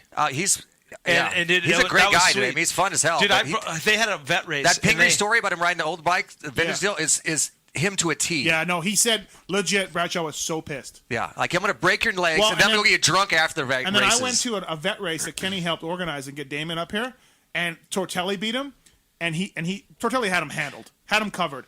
He's sitting in the trailer. He's like, French fuck. Oh yeah, with that French fuck. He's 40 years old, and he's just like so mad. When Weed was telling a story about Phil passing him and beating him in Orlando, I'm surprised Damon just didn't come fight him. Dude, I was like, Damon, it's Boulder City vet race. You're a monster truck guy now. And let me tell you a So story. mad. They left that race. He was so pissed after that. They took him to a bar, him and his buddies, and he ditched his buddies and went with the promoter who was a kid. He's like 23, and his buddy.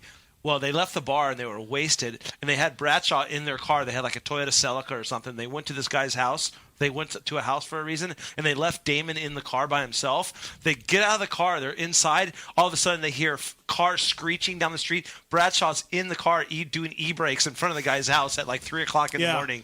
They're all, that's so cool. That's Bradshaw. They weren't even mad. Totally. See, that's why I said that guy could have fucking fit in. Nick Way Okay, we just proved your point. Thank you, buddy. Thank you. Nick Way went to a Supercross with him in Idaho. He could have totally fit in, and Dave. he started drinking after the race. Jet, e-brakes. And his kid comes I was up. thinking Swingster. Swingster would have worked. Yeah. Damon's kid Swingster comes was up too and goes, mellow on the backside. You had to be all frontside party with us. It's got to be all frontside with us. You Dave. can't be afraid. You can't be And, like under the closet. Hey, shut up. Steve's talking. No, it's all right. He's the host. So, Damon's kid, who's like 15, comes up and goes, "Have you seen my dad?" And Nick Way's like, "Yeah, he's drinking with somebody." God damn it! He said he wasn't going to drink again. Wow, I remember when Damon had to drive his mom and dad the box van because the mom and dad, everybody was, my dad, everybody's hanging out drinking, and he had to drive the box van at like 12 back to the hotel from the track. Okay, last question. X Brown Gongo Taro segment. Ugly. It's going Davey. Smith, Mark Ferris. You're getting me upset. Rich Taylor, former Smith. Last question. So we said who would you want? Who would you want on the team? Hook Taylor. Give me the name of the rider who had no chance of being on your team. Me. 3.6 seconds. I was going with David Huffman. Yeah, I was thinking of a rider who didn't fit in, but a rider who didn't. Heath Voss. Did he race back then? As long as his sister could have been on the team. Voss is your boss. Watson's famous pitboard. Hey, and we did take some questions from fans on the BTOsports.com Tweet at Tits segment. Tits! Tweet at Tits segment. We interrupt this broadcast to bring you this important bulletin from BTOsports.com. It's the Tweets at Tits Q&A segment where your twatted questions I just love find that word. answers. Tits. Yeah. It's just fascinating. He got the name. His awesome. name is His car, right? Peter.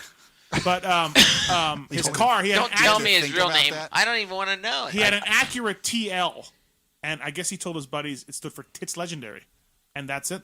Remember nicknames, in a roundabout way, yeah. Did he stick? What do you mean in a roundabout way? That was it. Well, it's not exactly, but it's close enough. Tits, has this been a fun show for you, even though your moto amazing. knowledge doesn't start till 01? Has this still been a fun show? This has to be the dirtiest show you've ever had. No. Can you? I had a chick get naked next to him, and he was like this. He wouldn't even look over. But no one saw that. I mean, on air. He didn't even look over. Now, we've talked about the Mormon Beautiful tradition world. of soaking. I love and docking. Hey, was Berlut now? Docking. Berlut was like, Dude, I'm Todd checking Potter's this the first stuff. person that told me about Berlut docking. was in the house. Oh, you I know love about Berlut. docking? Todd Potter told me about Spider-Man when you like in your. The guys. Well, Tits is a Mormon, and we think he soaked and docked. Well, I don't know what, Hey, you guys I know what wanna know- soaking means. I know what docking means, and the Spider-Man. You know, we had a good Soaking show, was but what Kenny brought if up. you guys want to have a classic show, get Jeff Glass on this. Yeah, Glass. Dude, Jeff Glass. Quick story, Jeff Glass. He That's whole shots a freaking heat Jeff race. Glass. He whole shots a heat race at the Pine X Supercross and doubles the triple. Glassy was at the Monster Energy Cup. Love that guy. Glass. Right? He could be a whole show in himself. You don't even need nobody else. He used to have everyone stay at his mom's house, and one time his Altoona. mom's out there taking the trash out, Field of Dreams. and someone's pissing out the window and hits the trash can in his mom where she's like dumping the trash. Hey, did I tell you the story when I was at the Warped Tour?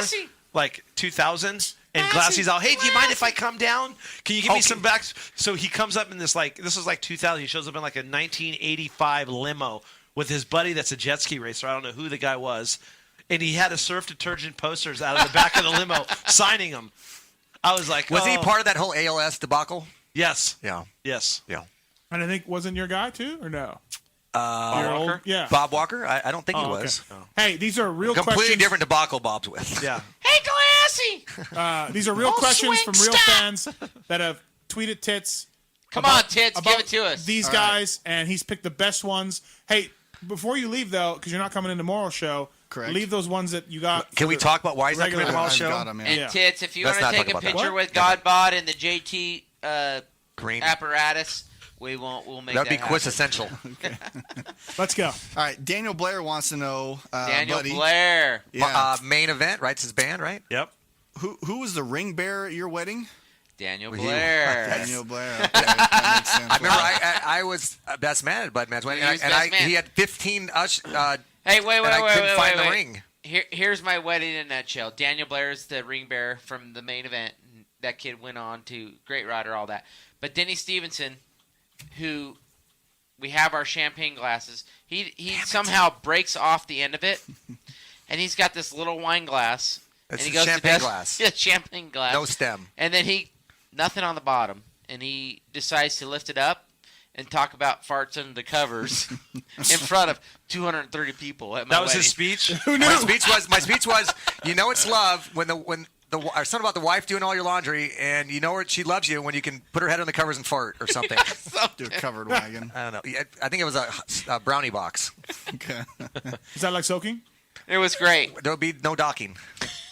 All right, John Chownick wants to know why Antunez liked slamming everyone at Star West back in the day, front end takeouts and gnarly block passing, and then he calls you a prick. That's because all those pricks were in my way. Getting ready for They all cross. fucking deserved it. Yeah, wow. Now I know how you got so aggressive out there. Did you guys ever get into an arena cross? Can I tell you okay? Did you guys ever get into the an worst? arena I cross? made three horrible decisions in my racing career, any kind of business or race career. One was inviting Budman to come race arena cross. Tits. Oh yeah. Because obviously he went on and kicked my ass. Right. The second one was leaving him as a teammate, so that's kind of counterproductive. Right. And then the third one was leaving Smith and going to be an agent, which, they're all scumbags. Everybody hates you. Yeah. Guys like Watson are yelling at you. Those are my three things. Yeah. Because obviously I took their bonuses. Don't do that for Kenny because he would hate that. Oh, yeah, Watson big. And Budman and I got angry. into it again at the Salt Lake City Super Arena Cross. Darcy Lands, first time Darcy shows Canadian. up out of nowhere. and and starts waxing us the first night. And Budman he's really good at, making room when there's no room. And just cleaned me the fuck out. That's what happened in San Diego '96 too. I did the same I decided to jump over the hay bales where there wasn't. Yeah. enough That you fine did do that. and And make sure I got Denny's. Hey, Bud, do you remember when me and Tedesco showed up at that Oakland? Reno. No, we showed up in Oakland. Del Buckley showed up in Reno. You were clinching the championship that weekend. And I decided to clean him out. And you said, that guy ain't coming in here and beating me. I don't care. I'll send him. No Supercross guy ever came in and beat us. Ramsey never could. No Pro Circuit guys. They would all show up. Wade couldn't do it. I remember Billy Payne tried to Hey, show you know up what? in Reno. Watson, Des Moines. you can ask. I put him through a screen door one time, and he was pissed. Yeah. You can ask Tedesco. His first arena cross he decided to run was in Guthrie. Cleaned him out there. He decided he wanted to show up back in Oakland. Cleaned him out How again. about Pingree? He hated coming to Arena Cross. Hey. Oh, yeah, when Clifford out of Tante went by him in the whoops, that was awesome. Hey, speaking of agents, I want to show you a card that I got from an industry guy that's been around for a long time that worked for a pretty stand-up company. And now I seen him at the track this weekend, and I said, hey, good to see you. What are you doing now? He goes, let me give you my card. Oh, my. Are you serious? How's that? Wow. He's the next thing. He's the first person. I'm not going to say his name. When I was going to take the job, I was at the Indy Trade Show, and I told him about it, and he was calling me an idiot. Well, that's just the thing. I dealt with that guy for a long time when I had to deal with my agent, okay? The people that represent our team. Smokey, I love you. Schmo kills it. And he told me that he won't deal with agents. He just wants to deal with He the said team. that. Yeah, he did. Yeah. And But now he's one of them. He just handed me that card, and I looked at him, and I said, really? Wow. I said, good luck with all that. Yeah, So, it's a lose-lose situation. yeah. Well, anyways. Next question. All right, Corey Mosier. I think the question is either for Kent or Steve, but he wants to know if Godbod is as pretty in person as he is in photos. Yeah. Absolutely. Are you kidding me, dude? The fucking guys wouldn't let him take his shirt off at the pool. Fuck, he looks better in person. He is a handsome You said he's devil. almost 40. He can go work at Chippendales right now if you want. Right now, I'm going to take him and make some money before I go home. You ain't dumb. We are pimping him out right now. We are taking 30%, Budman. Hey, he's up here dancing for Mathis' old lady right now. Oh, yeah. He's like making tits. Pookie's been salivating over here by the steps. She actually just slid off the couch. The dogs are even looking anxious. She was soaked. The dogs are looking good. Next question. All right, Johnny Stewart wants to know, Dave, if you remember landing in a muddy pond at Steel City? Oh, that's a dirty thing. At Steel City. Oh, that's a sex thing? That's a sex thing. A dirty pond. A dirty pond. I remember landing in a dirty pond at Sacramento, but not Steel City. I don't think there's a pond at Steel City. That's a dirty That's pond. just what he said. Pond or a in lake. Costa Mesa. Whatever it takes. So- Pond or pool. Can you elaborate? Remember the time we were at Club Rubber and we all ordered a round of dirty ponds? Remember that? Mathis, quit trying to jump in. You were never in the inner circle, all right? You were always on the outside. Well, we went to Canada at one Shut time. up, Watson. We raced at the Niagara Falls Arena Cross, and we went to the Sundowner, and I do remember him seeing there. He was on stage. There was a sighting? He was on stage. Oh, and he had the dollar bill. Oh, man, we in were his doing neighborhood. They don't have shots. dollar bills in Canada. They're coins. We were doing shots at Havasu. Bro. Yeah. All right. All right, Ryan Tanner wants to know, Steve, what is your favorite guest or moment from the first 100 shows? Yeah.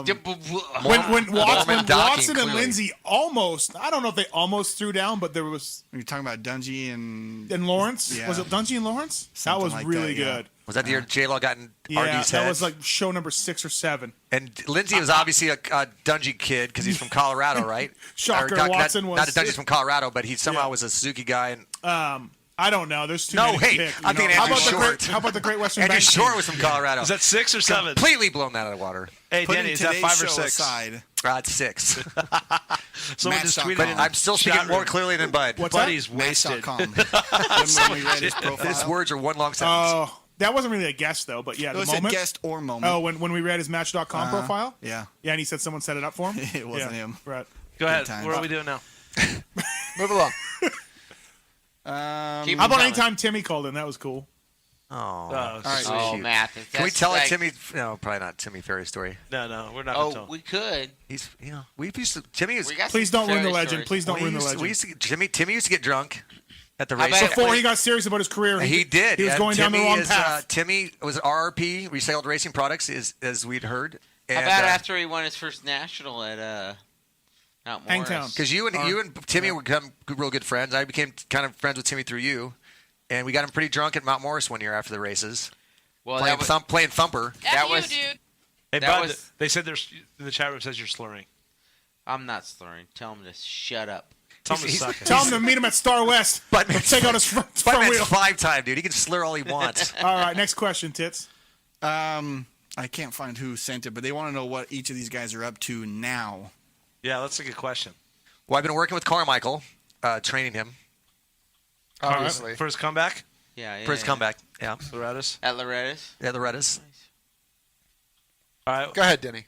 What have you been doing? I'm actually just living, being a dad. I'm out of the industry now. I've kind of been away from kind of the racing scene. I'm working construction with a couple buddies of mine and watching my son grow up playing baseball, football, basketball. Nice. Bud, what about you, buddy? I'm taking the amateur scene to a new level. And helped Eli Tomac win his Supercross title. Well, I did that. That was before. That was old news. Oh, that was months ago. That was like months I ago. just seen Bud for the first time in 18 years. So now my whole focus is getting the kids ready for Loretta's. And I got a good group of kids. Gonna make shit happen. Right? Clearly. Well, he said I'm slurring, so I'm trying not to slur. And then, hey, Castillo, you're driving. And then I'm trying not to cuss because I don't want to cuss. So Bud's a riding coach. So Budman is raising today's youth today. Yeah, Bud's raising the youth. They're all coming up. They're gonna make shit happen at Loretta. That's Buddy Antunez. Check him out. BuddyAntunezRidingSchool.com. Go sign up. He'll teach you how to do it. They're making shit happen at Loretta. Budman, it's quintessential. Do as I say, not as I do. All right, Dave, what are you up to, bud? What do you got going on? I've been doing no backflipping, just a lot of stunt work for the last 12 years for TV, movies, blah blah blah, commercials, and as well the Asterisk thing that we started in '99. I've stayed involved with that the whole time too. So I'm kind of a what? Tell us about what's the biggest movie you're out in right now? The lady's gonna love it. Come on, can you talk about it? Lady's gonna love it. He's so focused right Dude, now. He is in Batman. Yeah. Dude, he's pretty awesome. Doubled And Reed is in Iron Man 3. It's funny how lives have changed. We were a big deal. Dave sucked. Now Dave's real. Now Dave's the and shit, we suck. and we suck. Yeah, it all comes around. Right? It all comes around. That sucks. All right, doesn't it, man? and then if people don't know, Factory Phil is surfing for a living and being a dad, and he's factory fertilizer. That's so funny. At the end of the day, dude, we're all dads. Yeah, that's what I got to say. At the end of it, that other stuff Proud is fathers. crap. We learned a lot from our dads. I know your dad. I know your dad. I know my dad. You know our dad. Thank God. And I know Phil's dad. And we've learned some pretty great men. And we're just trying to live in their shadows. So you got a question about a pitboard ban that your dad was responsible for? It was. There's a lot of pitboards broken. Don loved to from break a pitboard. That thing was like a weapon. He know what? busted one over the head of Chad Pedersen at Arena Cross when Chad put me over a berm. He threw one at the Cleveland Supercross. It was about, remember those big ones that Brian Lunas had? They were like billboards. He threw one of those that landed at Roy Janta's feet, so he couldn't use a pitboard there. He's actually responsible for the fact in Arena Cross you cannot use pitboards. No one can, because Chad punted me over a berm. So next lap, Don just held out in front of Chad, and it just busted over Chad's head. You gotta love Don though. That guy was always on the Were you cutting guys edge. racing when JT and Bogart and everybody was brawling on the track? Jacksonville. Was that? I was in that deal. I talked about that race. And you guys were just racing. They wouldn't stop, dude. We're like riding by, going, they're brawling, dude. And they had people come out of the stands. Eddie Ray was there, or maybe he wasn't there, but when my kid ran Arena Cross, I mean, I appreciate what Feld's accomplished. My kid I think it was just his birthday the other day, according to Facebook. Because if it didn't happen on Facebook, it's not happening. Right. But that guy, he extended my career. He obviously gave Bud a whole other career. That he made a show with Arena Cross, and whether it be fighting, racing, battling, he made a great series. That you know what? I think it's a much different series today. But at the end of that, like those guys were fighting, and he still wanted to disqualify me for jumping on a Red Cross flag. Like, yeah, because that was part of the show. Yeah, what happened there? What happened to those guys fighting? Well, hey guys, thank you for coming in. The Pulp MX show at BTOsports.com. Great Western Bank reunion. That's awesome. We had a good time. Phil, thanks to Phil. I'm sure he's going back and listening to the archives. Yeah, for sure. I think it's been a lot of fun. And thanks for coming up. Appreciate it. Thanks for having us. Good times, good stories. Hope you guys had a I good don't time. remember the Thanks last for time I coming up. seen Yeah, Dave. thanks, man. Actually, It was a while. Batman. Does he look Did you see any Batman? different? he Did you looked see me on exact Batman? same, We're going to have a regular show tomorrow night, Washougal edition. which I won't listen to. Right. Kenny and I will be back tomorrow night with another show. Can't wait. And thanks again. Call in tomorrow, Rourke. We can't wait to hear your voice. Denny, thank you very much. Appreciate it. Buddy, thank you. Dave, thanks for coming up. Yeah, thank you. It's been a been an awesome show. I think the fans have totally dug it, and we've done 100 shows. I have. Good. 100 shows. Congratulations to you guys, man. I have. Yeah, this He is hasn't. Kenny's a Neither has poser, he. clearly, but you guys, congratulations. Not much has changed. Not much. Budman was number 100 at one time, so you can relate. Yeah, you got fucked for Lolo's. Huh? Lolo's fucked you. Lolo's what? Because you had a Matthew great Lolo's. ride. You had a great ride. Yeah, Lolo's. And they hired Lolo's. And I came and Fuck Lolo's. I've always got your back. I was at that race too. Hey, fucking Lolo's suck. Who's that guy today? No one wants him on the 100 show. Right. Right? Dude, we tried to get him, but he was in Europe riding an Enduro this weekend. Oh, Couldn't shut get him up, over here. Watson. O'Rourke, call back. Watson loves it. Hey, let's go to Japan, bud. You don't even want a remember. massage? Yeah. Can we do that thing? Can I get that at the hotel in Vegas here? Yeah, we'll line that up for Let you. me know. Yeah, Okay. we'll do that. Thanks for having Thanks me. everybody for listening. We're gonna see you tomorrow night, and we're gonna go out with the intro from the Swiss Corps. And thanks again, everybody. Wait, we won't see tomorrow night, but we'll be on because Yeah. we can't see. Kenny won't be here. I won't be here. There's a 50-50 chance Kenny does not remember. Watson's going to be in Japan getting that massage again. Yep, I'm on It's my way. free. Susie's Comes on. with the room. Thanks, Susie's- everybody. See ya. Look on more.